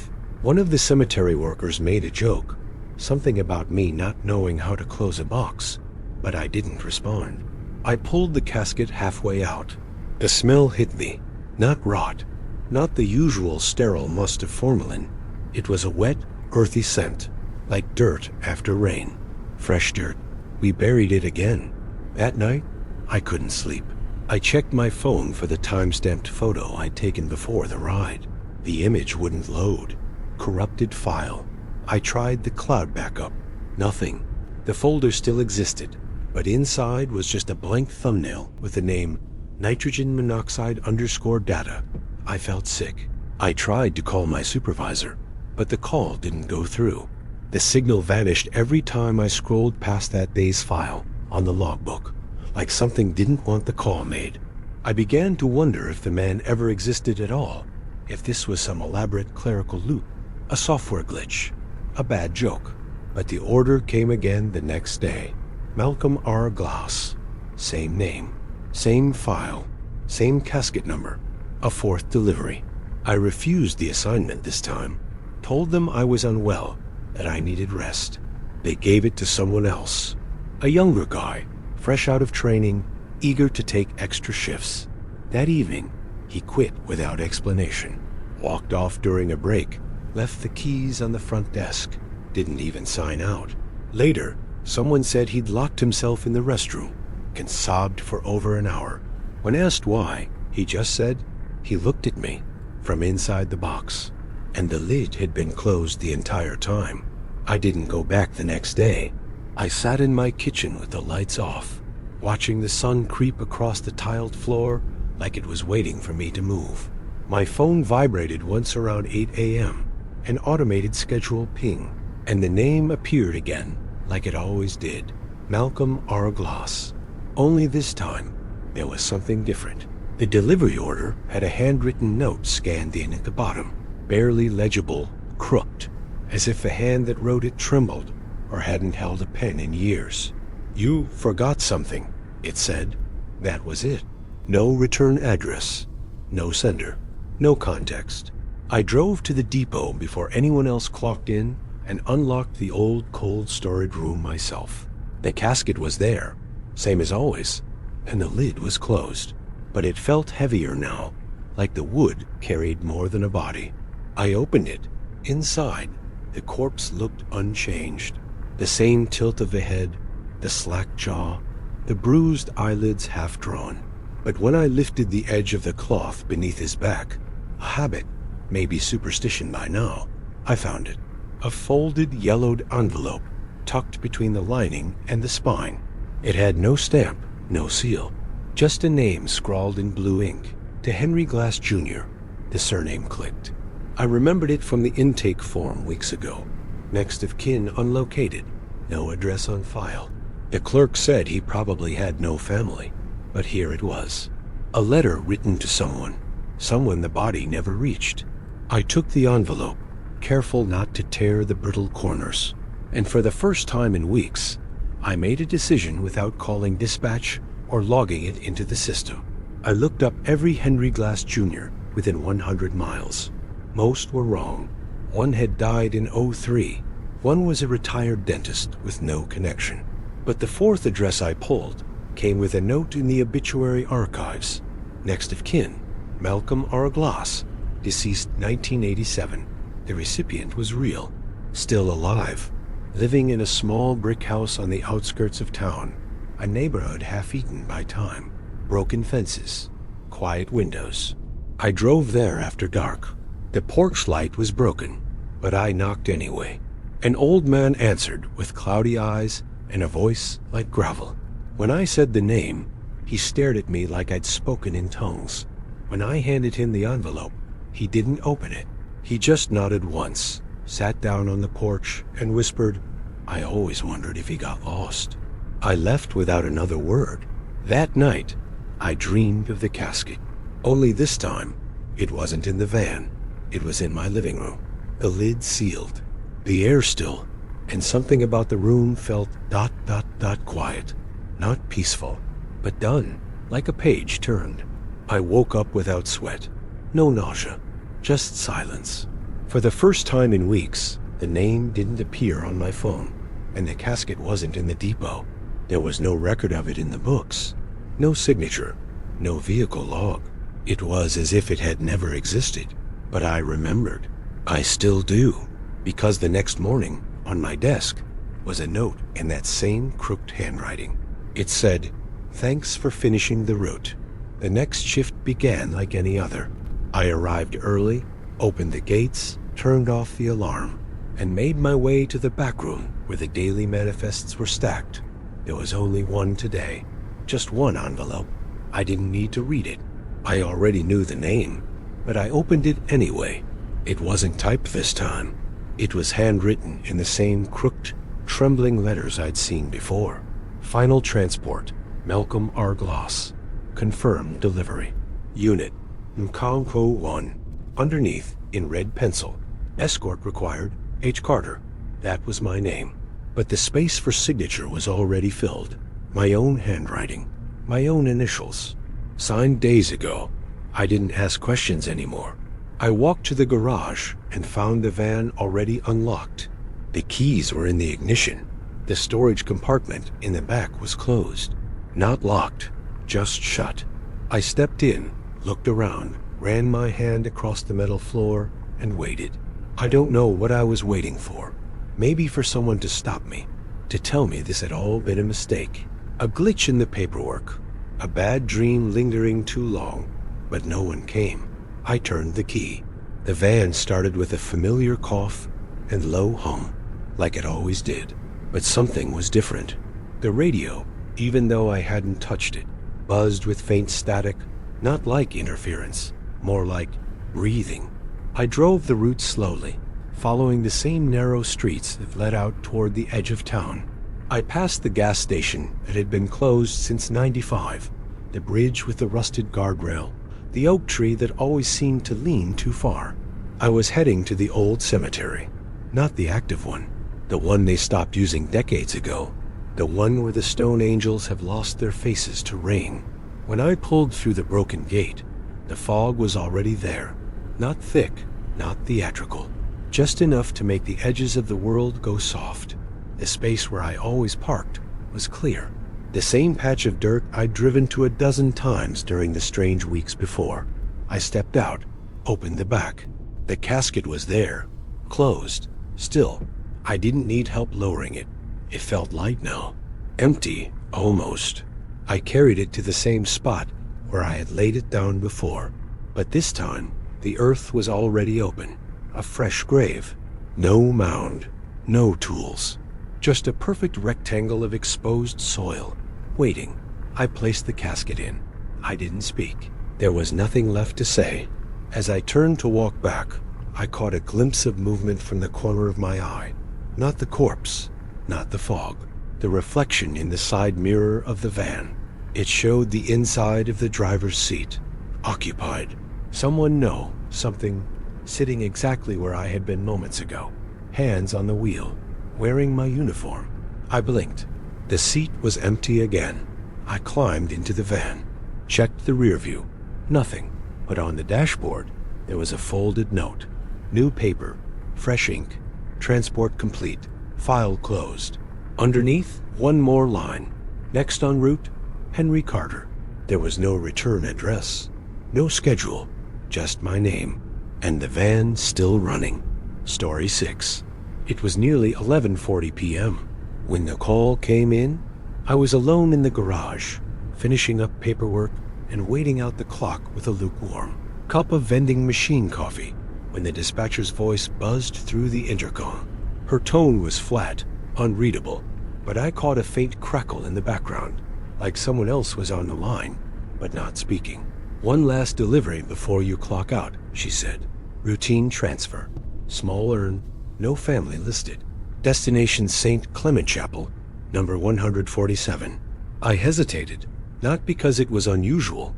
We get late-night requests all the time, especially when families are scattered or unwilling, but because I had heard that name before.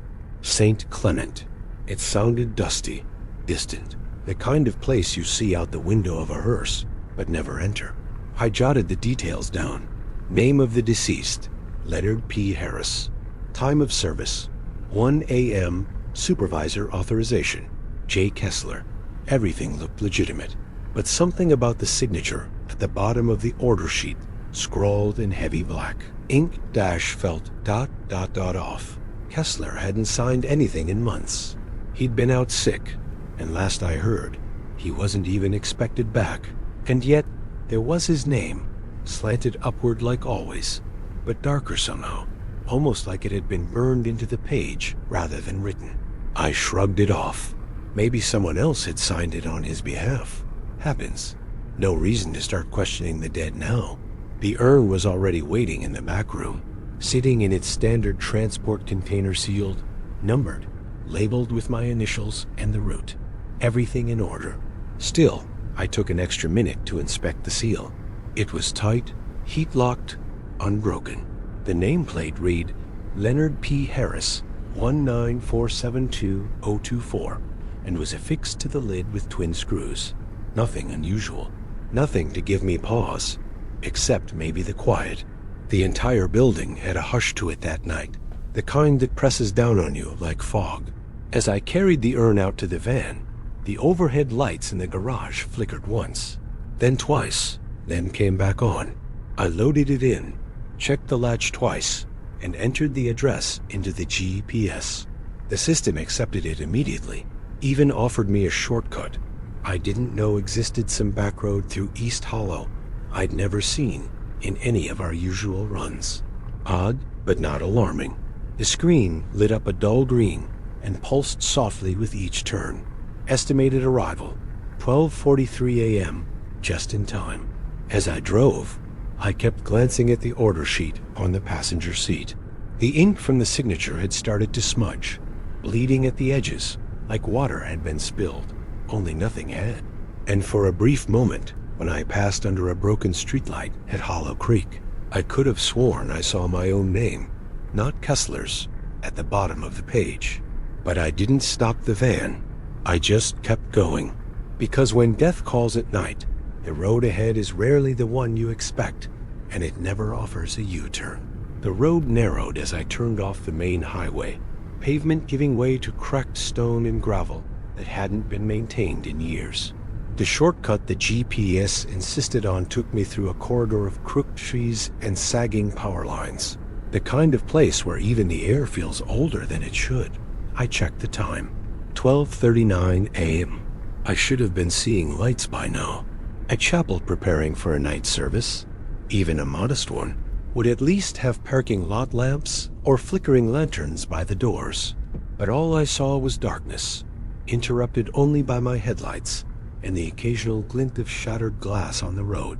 The GPS chimed once final destination approaching. I slowed to a crawl as the coordinates blinked red and stopped. No audio instructions, just the pulsing green dot on the map. I looked around, and there it was. St. Clement Chapel, number 147, or what remained of it. The building looked like it had been pulled halfway out of memory.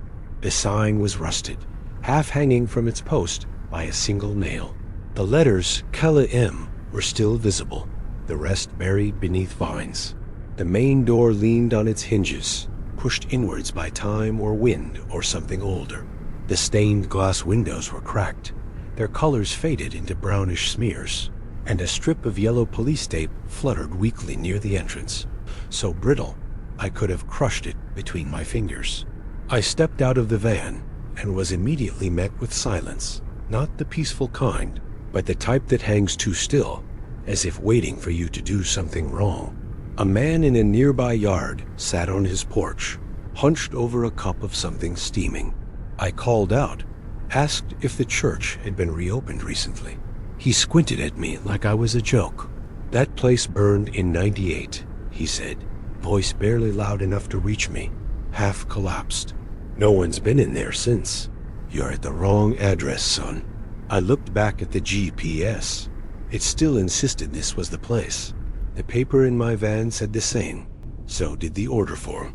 I thought maybe the system had recycled an old location by mistake, but that didn't explain the signature, or the route, or the name on the urn. I approached the chapel slowly, my boots crunching over broken twigs and glass. The door creaked as I nudged it open. The air inside was cold and dry, like walking into an attic that had been sealed for decades. Dust floated in thick beams where the moonlight pierced the collapsed rafters. The pews were overturned and splintered. Old flower arrangements, long dead, sat in rusted vases. A wooden podium tilted to one side, warped by years of moisture and rot. But what made me stop cold was what stood in the center of the room. A black metal stand. On it, a single funeral urn. I hadn't brought it in. It wasn't from my van. But there it was. And on the front of the urn, written directly on the fogged glass in what looked like a red marker, though the texture looked more like dried blood, was my full name. First, middle, last, perfectly spelled, perfectly centered, no smudges, no mistakes. And beneath it, a date. Today's date, I didn't move. Couldn't. The silence in the chapel seemed to deepen, the building itself holding its breath, waiting to see if I would understand what it was trying to say. I stepped back once, then again, heart thudding like it wanted out of my chest. The urn stayed still, but the air around it felt charged, alive, and something in my mind whispered, not words but wait. This delivery, ... is for you. I stood there longer than I should have, trying to convince myself I had misread the name, that there had to be another man out there with the same full name, born on the same date, somehow scheduled for a funeral in a chapel that hadn't hosted one in over 2 decades. But I couldn't lie to myself, not in that room. I walked slowly toward the urn, past the crumbling pews. The flower petals turned to paper-thin curls of decay. The deeper into the chapel I went, the more I felt the dust settle around me like a second skin, as if I'd walked not just into a building, but into a preserved moment in time that had been waiting for me to arrive. The urn sat on a stand of wrought iron, cold and rusted, its feet shaped like claws gripping the stone beneath. It hadn't been cleaned in years, but the glass was freshly wiped, still foggy from recent contact. The name was unmistakable, Thomas Raymond Ellis, my name. Below it, etched in that same red ink, or whatever it was the date, not of birth. Just one line, June 30th, 2025. Today, not tomorrow, not next week, today. There was no lid. The urn was open, empty. I leaned closer and saw the faintest fingerprints smudged inside, on the back wall of the glass, as if someone had tried to claw their way out or in. My breath fogged the surface as I backed away, and the air shifted. One of the chairs creaked behind me. I turned sharply, but nothing moved. Yet it felt like the chapel had adjusted to me, like its shape had subtly curled inward, folding around the edges of my presence. I could feel its memory pressing against mine. In the corner, behind the broken altar, I saw a box. It was buried under a collapsed beam, barely visible, but something compelled me toward it. I lifted it out carefully, fingers stinging from the splinters. Inside, yellowed papers tied with black ribbon copies of funeral programs, old photographs, inked registries, most water-damaged and unreadable. But wedged between them was a single sheet of recent printer paper, clean, white, dated yesterday. It was the delivery order I had received. Same font, same layout, same instructions, but in the receiver line, there was no name. Just a symbol, a small cross drawn by hand, beside a red fingerprint pressed into the page. I stumbled back, breathing heavily now. I turned to leave, heart pounding, skin crawling with something I didn't have words for. But the chapel didn't feel empty anymore. It was as if I had awakened something that had been sitting dormant, waiting for recognition. I looked at the urn again, still there, still open, still waiting, and then I saw it. Beneath the iron stand was a second pedestal, dustier, older. It held a plaque, weathered by time, but just legible enough, reserved. Just one word. No name, no dates, nothing else. But above it, scratched into the stone floor with what looked like fingernails, were 5 words I hadn't noticed before. You brought yourself here, Thomas. I didn't remember kneeling, but suddenly I was on my knees, palms pressed against the stone. The chill in the room had deepened. The wind outside had stopped. The night didn't feel like night anymore. It felt like a held breath, stretched long and thin across something I couldn't see, but that could see me. And the urn stood silently in the center of it all, half open, half full of a promise I didn't remember making. I left the chapel without looking back, the urn still standing on its pedestal, like it had something left to say. The street was silent. Not the usual kind of late-night quiet. This was deeper, stranger. Even the insects had stopped. I climbed into the van, started the engine, and pulled away, turning left the way I'd come, back toward the main road, toward something that resembled home or clarity. I drove for nearly 10 minutes before the church came back into view. Same cracked sign, same leaning tree, same front steps with 3 slabs, the middle one chipped. I thought maybe I had made a wrong turn, so I pulled over, double-checked the GPS. It showed me moving in circles, but gave no error. Every time I tried to reroute, it recalculated the path right back to 147 St. Clement Chapel. I tried to call dispatch. No signal. Not a dropped call. Nothing, just dead static the moment I dialed. I turned the van around, took a different route, one I'd memorized from years of pickups and drop-offs, cutting through a side street that should have taken me to the highway. I passed two familiar intersections, one burned-out gas station, and then St. Clement again. Same corner, same damn building. This time, though, the front door of the chapel was ajar, just slightly, not wide open, just enough. Enough to suggest something had moved after I left. Enough to make me feel watched. I slammed the wheel, shouted something I don't even remember, and pressed the accelerator. I didn't care where the road took me. I just needed it to be away. But with every turn, the streets grew quieter, narrower, like they were narrowing their grip around me. Street signs started disappearing. The asphalt beneath the van lost its paint lines. Eventually, it wasn't a road at all, just gravel.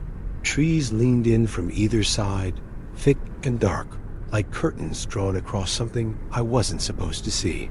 Then I heard the sound. It wasn't coming from the radio, which had been dead since I left the church. It wasn't coming from the engine. It came from the urn. I hadn't touched it. I hadn't moved it. It was supposed to stay back in the chapel. But there it was, sitting on the passenger seat like it had been waiting for me to notice. And it was rattling. Softly at first, then louder. A deep, hollow thud from within. I reached out to touch it, and it stopped. Just like that. Dead silence. That's when the whispering began. It wasn't words at first, just the cadence of something alive, trying not to be heard. Then it got bolder, louder. My name. Again and again, in a voice that didn't sound angry or mournful, but tired. Tired like something that had waited too long to be buried properly. Tired like the voice had said my name 1,000 times before and was just now getting my attention. Thomas, you forgot something. You forgot yourself. I turned the van around one last time, and this time didn't fight the pull. I let the road lead me back. It didn't even take long. As if the chapel had been just around the bend the whole time, like it had folded the town around itself, waiting for me to give in. The doors were wide open now, lights flickering inside, though I knew there was no power, no electricity. I parked, took the urn, and stepped back into the place that had called me once. Maybe more than once. As I passed through the threshold, the door closed behind me on its own, and the air inside no longer smelled like dust. It smelled fresh, like lily, like something had finally arrived. I don't remember how long I stayed inside that chapel. The lights that shouldn't have worked flickered overhead, like breath held too long. I placed the urn back where I'd found it at the center, on the iron pedestal, and for a moment, everything felt complete, like a door had been closed without making a sound. I walked backward, not turning my back until the old wood of the front door groaned shut behind me. The van was waiting exactly where I left it, not a second older or newer, like time had been paused in that pocket of the world. When I finally returned to the base, the sun was rising in a way that didn't make sense. The sky was orange and violet, like it had skipped several shades ahead. I parked, stepped inside, and headed straight to the dispatcher's office. I didn't want rest. I didn't want coffee. I wanted to know who sent me. Marcia was on duty. She looked confused when I asked about the call. "You didn't have any pickup last night, Tom," she said, tapping the monitor. "You weren't even on the schedule." I asked her to check again. She double-clicked the log. Nothing. I asked her to pull up the location history of the van. She raised an eyebrow, clicked through the system, and her face shifted from confusion to something colder. The vehicle was marked as stationary all night. I asked to see the printed logs, the physical records we sometimes keep as backup. The call sheet for the previous evening had a single name highlighted in yellow. Mine. Not the deceased, mine. Driver, Thomas D. Fletcher. Recipient, TDF. The line below had only one word under destination: return. I asked who filled the form. Marcia said it was signed by a supervisor. She showed me the digital signature. I didn't recognize it. I asked her to show me previous entries by the same person. There were none. I went to my locker. My uniform was dry, my name tag still clipped, but inside the breast pocket, I found something I hadn't put there. A small card, old, yellowed, with faded red ink. We thank you for delivering what remained. No name, no sender, just that phrase. And behind it, scrawled in faint pencil, a date of death, mine, dated last night. I ran to the records room, heart hammering. I pulled the employee file drawer and thumbed through the folders until I reached mine. It wasn't where it should have been. Instead, in the slot where my file belonged, there was a sealed envelope with my initials. I tore it open. Inside was a death certificate. My own, same full name, same date of birth, same social security number, and signed at the bottom by me. My legs gave out. I sank to the floor as my coworkers passed by the hallway, none of them looking at me, none of them even glancing my way. I stood, stumbled toward the entrance, pushed through the front door and froze. Parked outside wasn't the van I drove, it was the old one, the model we retired 3 years ago, the same one I used before they replaced the fleet. And inside, visible through the dust-caked window, sat the same urn I had left behind. But this time, it wasn't empty. Something inside moved slowly, like breath through ash. I reached for the handle, but it was locked from the inside, and carved into the grime of the passenger side window, as if written by a fingertip from within, were the words, "You never made the delivery." I turned back toward the funeral home. The building was still there, the lights still on, but now the sign above the door read only, "In memory of." No name, no business, just that phrase, as though it had always been a monument, as though I had always been part of it. And in the wind that blew down the empty street, I swear I heard the whisper again, softer now, final, "You're home." Story 7. It was some time past 3 when the fog thickened in a way it hadn't for years, the kind that sinks into your jacket and makes your bones ache like winter never left. I'd just finished raking the gravel path between rows 12 and 14, where the new plots had been slow to fill since the frost hit early last season. The ground still felt soft beneath the boots, but no fresh burials were scheduled that night. Nothing on the log, nothing from dispatch. That was the kind of silence I'd learned to respect in this job. Leave early. Don't ask questions. Punch your card. Go home. I was already locking the tool shed when I saw him. Or maybe I didn't see him at all. He was simply there, beside the gate that led to the lower yard. A man in a worn gray suit, sleeves just a little too long, with shoes that looked polished but wrong somehow, like they hadn't touched dirt in decades. His skin was pale but not sickly, like candle wax kept too long in a drawer. No stubble, no sweat, no breath in the cold. His eyes, I don't know how long he'd been watching me, but it felt like I'd already disappointed him. He didn't speak at first, just walked slow, quiet, deliberate, until he was close enough that I should have smelled something, some trace of cologne or soil or rot, but there was nothing.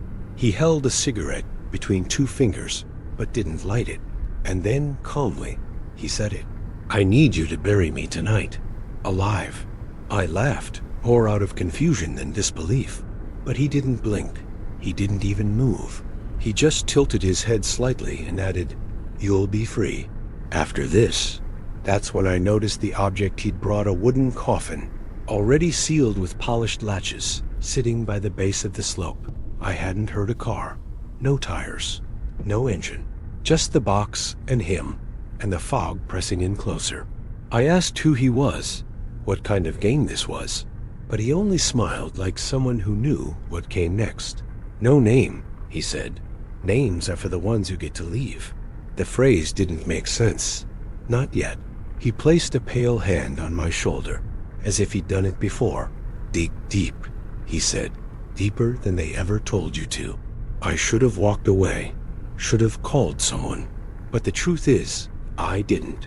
Something in his voice wasn't threatening. It wasn't pleading either. It was ... inevitable.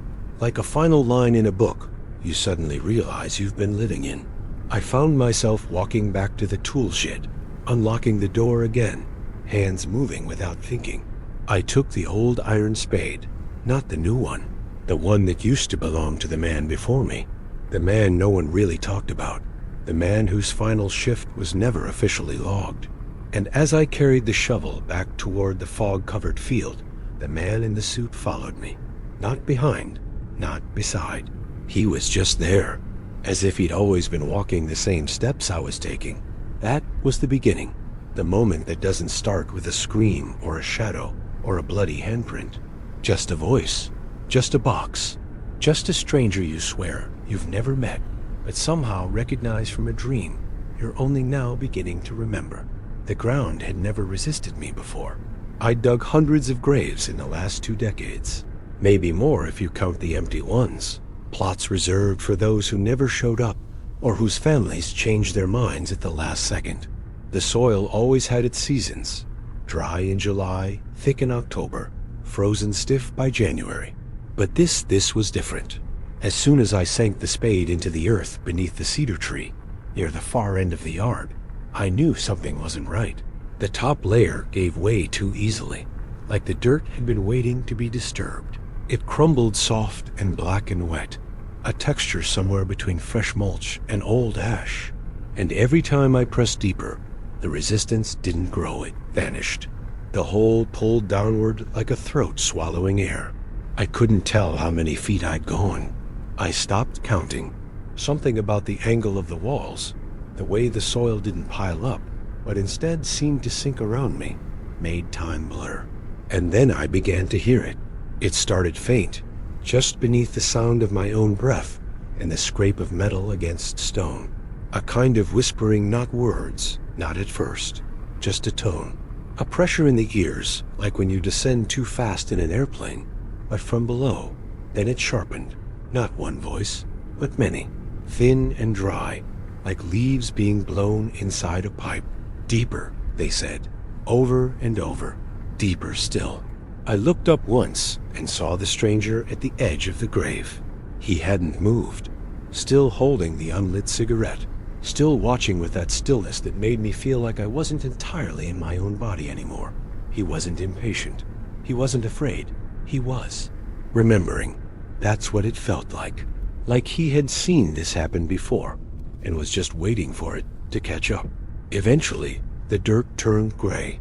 Not gray like stone, gray like bone dust, soaked in rain. The air down there was colder than it should have been. Not just cool, but ancient. And that's when he said the thing I still hear even now, even awake.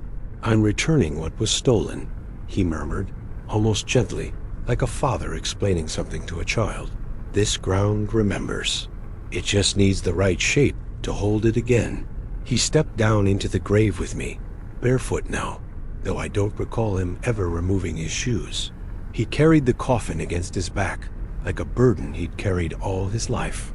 I asked him what he meant, but he only tilted his head toward the hole I had dug. We had dug by now, and said, "You're almost free." He opened the casket lid slowly. It was lined with a cloth that looked handmade, stitched with symbols I didn't recognize. There were straps inside, metal clasps, a lock on the inside, no handles on the exterior. "When the earth seals over this, you will wake up outside," he said, "but only if I don't scream." He climbed in like someone laying in bed. No hesitation, no trembling. And I stood there, shovel trembling in my grip, unable to breathe. My hand hovered over the first handful of dirt. I could feel the voices rising again, like steam through the cracks, and for the first time, I realized they weren't just speaking, they were chanting my name. And then he smiled, with teeth too white, too many. I don't remember tossing the first shovelful of dirt. My hand acted before my mind gave it permission. The sound it made, earth falling on wood, was unlike anything I'd heard before. Hollow, yes, but thick too. It didn't echo the way it should have. It thudded like it had struck something deeper than the coffin, like there was something below him, still waiting to be fed. I told myself it was just a trick of acoustics, just the shape of the grave. But then the ground trembled beneath my boots, gently at first, like the sigh of a sleeping giant. I paused, leaning on the shovel, listening. Silence. Then another breath from the earth, and another. Then the far-off sound of something splintering. I turned to look at the other graves, the crosses, the mausoleum near the trees. Something was wrong. The ground wasn't flat anymore. The soil was sagging, bowing inward at the edges like fabric being pulled to the center. One of the headstones cracked straight down the middle and collapsed without a sound. Another leaned as though the bones beneath it were being rearranged. A crow, perched on a rusted gate, let out a shriek and flew in spirals, disoriented. I dropped the shovel and stepped away from the hole, but my boots stuck. The ground had grown wet, not mud sticky, like the soil didn't want to let me go. I tugged hard, nearly lost my balance, but got free. The grave was still open. The man inside was still smiling, eyes closed, arms crossed over his chest, breathing somehow, his chest rising like he was asleep. I tried to call someone. My phone had no signal. The screen pulsed white once and died. When I turned back, I saw it. My own name, freshly carved into the nearest tombstone. No date of death, no epitaph. Just the name I'd written 1,000 times on logs, on reports, on shipment forms. And beneath it, in cursive that I swear wasn't there before. He who agreed to finish the chain. The chain? What chain? The voices were louder now, not just in the grave, but around me, beneath every grave marker, inside every crypt. They didn't sound angry. They sounded tired, like children begging not to be left alone again. The wind picked up, curling through the headstones like breath through a flute. The leaves didn't move, the air didn't shift, but the sound moved, and with it, a sense of weight. Then the mausoleum door opened on its own. Inside, nothing but stairs. The coffin behind me shook once. I felt it through the soles of my feet. The man's smile twitched, and then faint, almost imperceptible, a single word from his mouth. Down. The sky above had darkened without a cloud in sight. The crows were gone. The trees had stilled. And I fool that I was believed him. I picked up the shovel again, not because I wanted to, because I had to. The hole needed covering, and I had no idea who else might be watching now, because it no longer felt like we were alone. I tried to bury him. I really did. I scooped up earth, wet and trembling, and tossed it into the grave, but it never landed where it should. It slid off the sides, pooled at the edges, refused to touch the coffin itself, like the box was coated in oil, or heat, or some unseen resistance. I pushed harder, used both hands, even jumped in, and tried to pack it with my boots. But the soil slithered away like water down a drain. I could still see his face, that faint smile, eyes closed, lips slightly parted as if humming something inaudible. The deeper I went, the less the world seemed real. The trees beyond the fence had gone blurry, smeared like wet paint. The sky pulsed in shades of red and gray, and time, if it still moved, was dragging itself in circles. Then I tried to stop. I dropped the shovel, or thought I did, but it never left my hand. My fingers were stuck, white-knuckled, and locked, like the wood had fused to my skin. I panicked, pulled, twisted, nothing. My arm wasn't responding. My shoulder burned, but my hand wouldn't open. Not even pain could wake me from whatever I'd fallen into. The wind wasn't blowing, but the air around me groaned, like breath through ancient lungs. I could hear voices again, closer now, dozens of them. Some were mine, some weren't. They weren't calling for help. They were calling me. I looked up and realized I wasn't alone anymore. Around the grave, shadowy figures had begun to gather. Human outlines with no faces, no features, no eyes. They stood still, hands at their sides, as if waiting for their turn. Some wore the same uniform I wore. One held a shovel. Another had a name tag that read George, a man I replaced 15 years ago when he vanished without a trace. They didn't move, didn't blink, but their heads all tilted in the same direction, toward the coffin that would not be buried. And then the earth beneath my boots opened again, just a fraction, just enough to show what lay beneath the man in the box. Not wood, not bones, but more coffins. Endless coffins, stacked, spiraling downward like a staircase into nothing. In one of them, I saw a hand twitch. In another, teeth grinning from a broken skull. But it was when I saw the coffin with my own initials, fresh, unrotted, and wide open, that I screamed. No sound came out. The man in the coffin finally opened his eyes. He didn't sit up. He didn't need to. His gaze pinned me in place, and suddenly I understood what he meant by freedom. It wasn't escape, it was succession. The shovel pulled itself from my grip at last, only to leap from my hand and bury its blade upright into the soil next to me. The handle pointed not toward the man, not toward the coffin, but toward the pile of fresh wood planks and nails behind me that hadn't been there before. A coffin kit, mine, because the hole wouldn't close until something else took his place, and the ground had already chosen. There was no choice, only delay. I stood above the coffin, the shovel now embedded beside it like a gravestone in waiting, and felt the truth settle in like humidity in the lungs. Heavy, inescapable, and ancient. The man who asked to be buried alive had never begged. He hadn't negotiated or pleaded or made his offer with desperation. He had spoken like someone reciting a rite, one long rehearsed, one passed down by necessity, not desire. And now, as I looked down at his body, perfectly still, peacefully grinning, I realized it wasn't his freedom I had been promised. It had always been mine, but not the kind I thought. Not escape, not departure. It was removal from the waking world, from the registry of the living. He had given me the kind of freedom only the dead possess. Absence. I dropped to my knees, more from exhaustion than decision. All around me, the fog had rolled in so thick I could no longer see the cemetery gates, nor the crooked chapel spire in the distance. Just rows of graves disappearing into whiteness, and above them, faint outlines of watchers. More of them now. Dozens. Hundreds.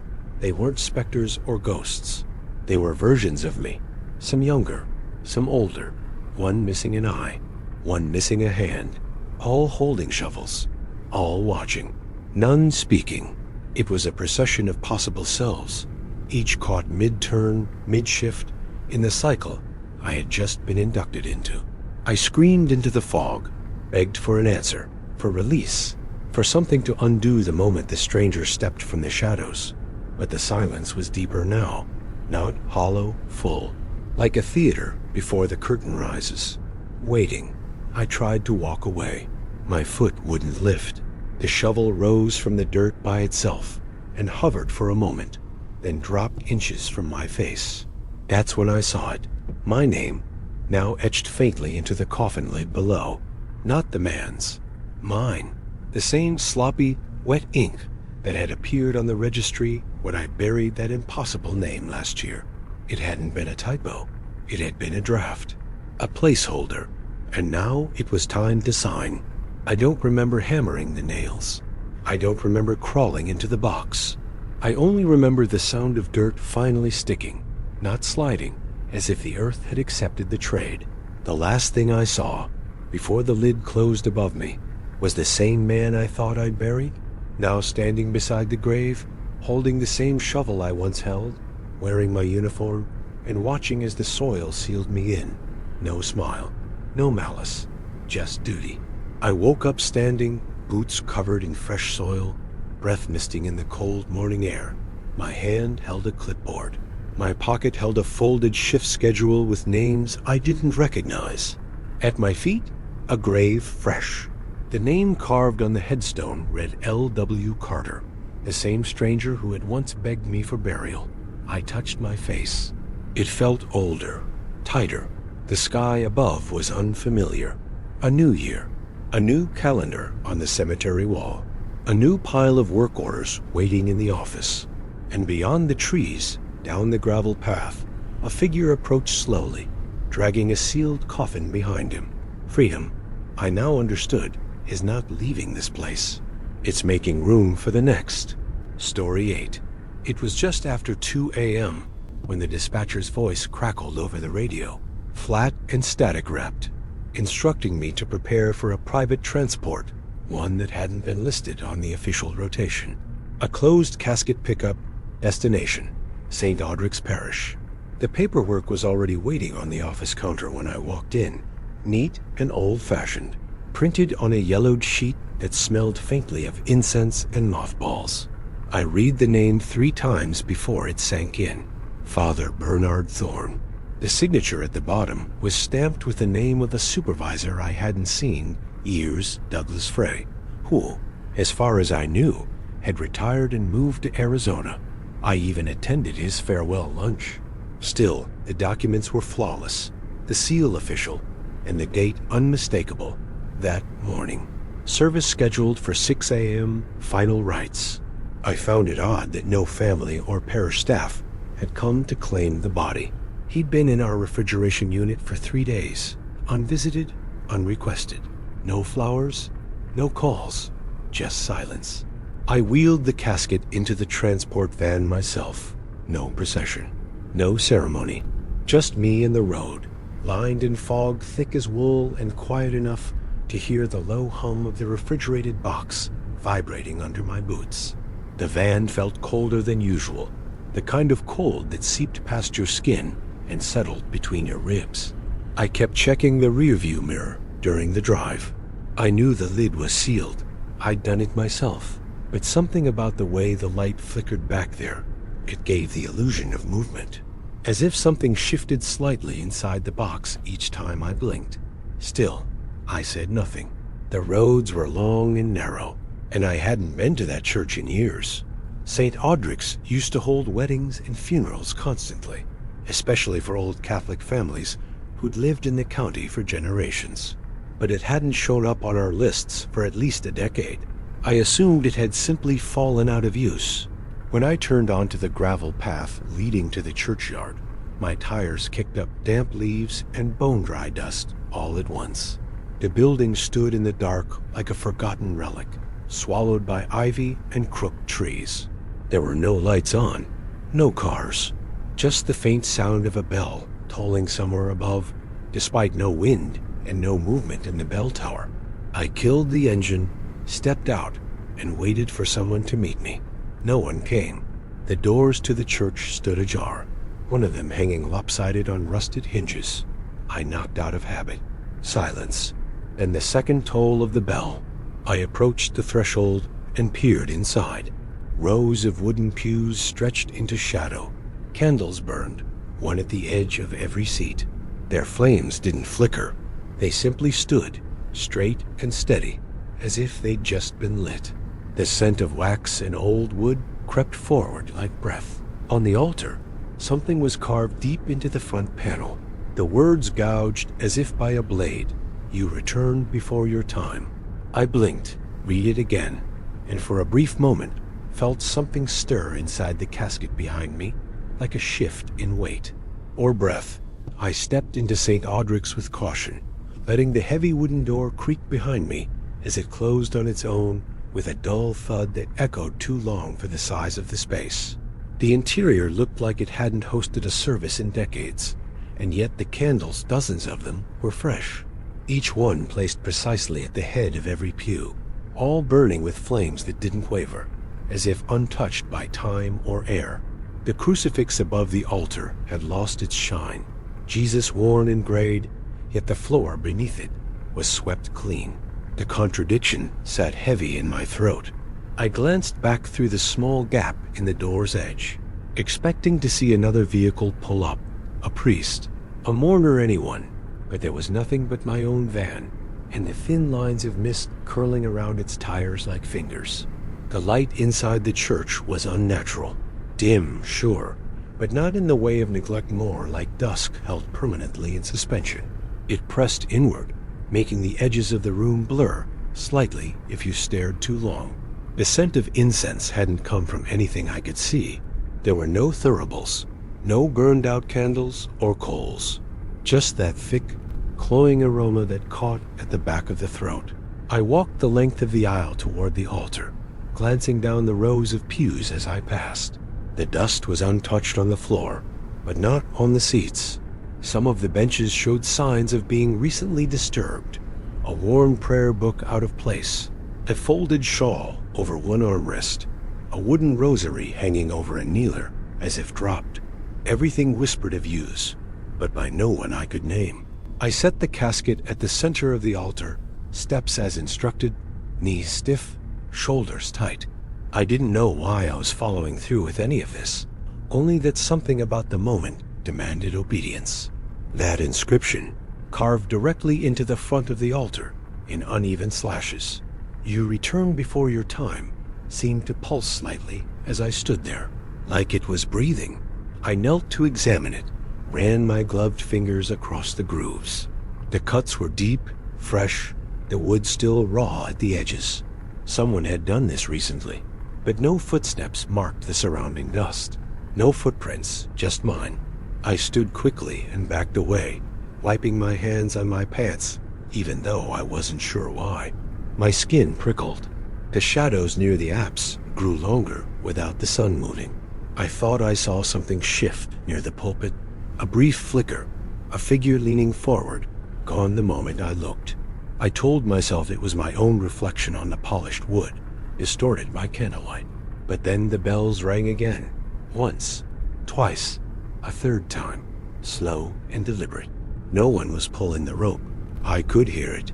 When I turned toward the exit, the doors were closed, not slammed, just shut, as if someone had quietly latched them behind me while I wasn't looking.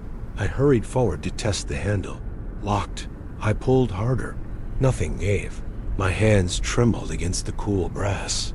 And from behind me, at the altar, I heard the unmistakable click of a casket opening. Not forced, just unlatched. Like something inside had waited for the right moment to lift the lid. I turned slowly, the weight in my stomach sinking like a stone dropped in a lake. The sound of the casket unlocking hadn't been imagined. Its hinges groaned with a kind of wet reluctance that metal shouldn't possess. I could see the edge of the lid now, lifted only a few inches, just enough to know it was no longer shut. And beside it, faint outlines began to form in the pews. They hadn't been there moments ago, or maybe they had, and I hadn't noticed. Shapes. People I thought at first, but they were wrong, too still, too symmetrical. Like sketches filled in with shadow. Rows of them now, all facing the altar, all silent. I stepped back, whispering a prayer I barely remembered from childhood. One of those reflexes you think you've outgrown, until fear reaches up your spine and squeezes. I didn't believe it would help. Not here. Not with whatever was watching me from those unmoving pews. The sound of breathing filled the church slow, reverent, like a congregation in perfect unison. But I hadn't seen anyone enter. And the body? I looked again. The lid of the casket was now fully open, empty, completely and utterly empty. The room chilled as if the walls exhaled. Then, like a whisper rising into chant, the low sound of a Latin liturgy began to echo off the stone arches. The voice was unmistakable. It was Father Mallory, the man I had been told to transport. I had only heard a recording of his voice once during training, in an old archival service clip stored in the funeral home's back office. But this was clearer, fuller. Not a recording.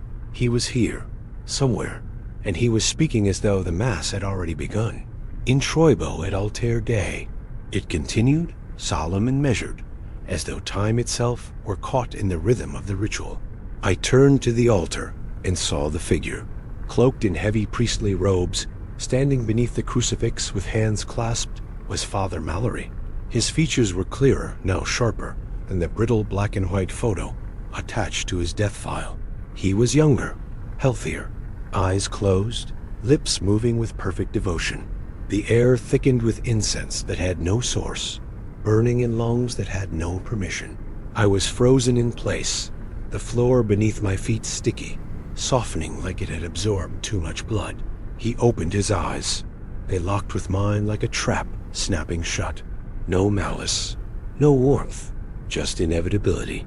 "You still have time," he whispered, though I didn't see his mouth move. His voice was inside my ears, under my skin, but not much. And then, all at once, every candle went out. The congregation vanished, and I was alone again, or so I prayed. But behind me, from the pulpit steps, came the gentle scrape of a shoe on stone, not dragging, walking, coming closer. I ran not with grace or direction, but with the panic of someone who had already been counted among the lost.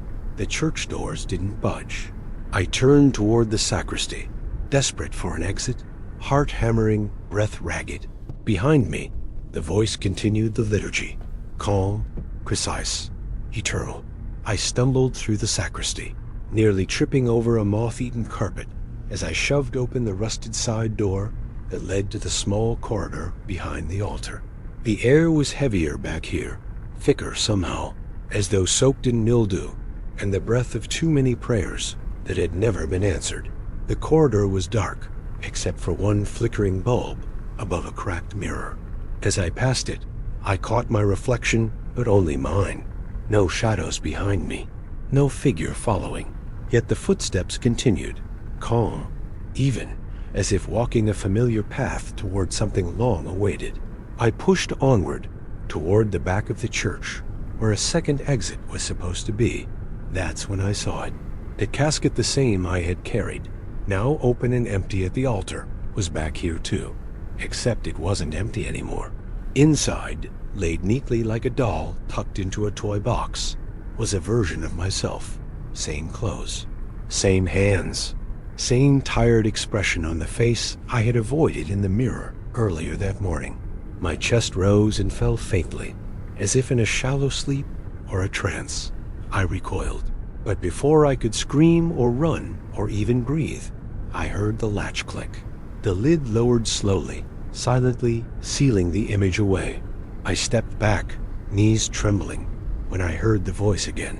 It came from the pulpit now, not echoing, not distant, but immediate, clear, like someone whispering into my ear, despite the room's distance. "You were never meant to leave." I turned, and there he was, Father Mallory, alive, or something so close to alive that my body couldn't tell the difference. His robes were clean now, pristine, as though ironed and pressed just for this ceremony.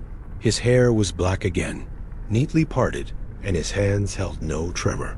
But what chilled me more was the look in his eyes. Recognition, like he had seen me before, many times. He walked down the aisle, as if rehearsing a scene he'd already played.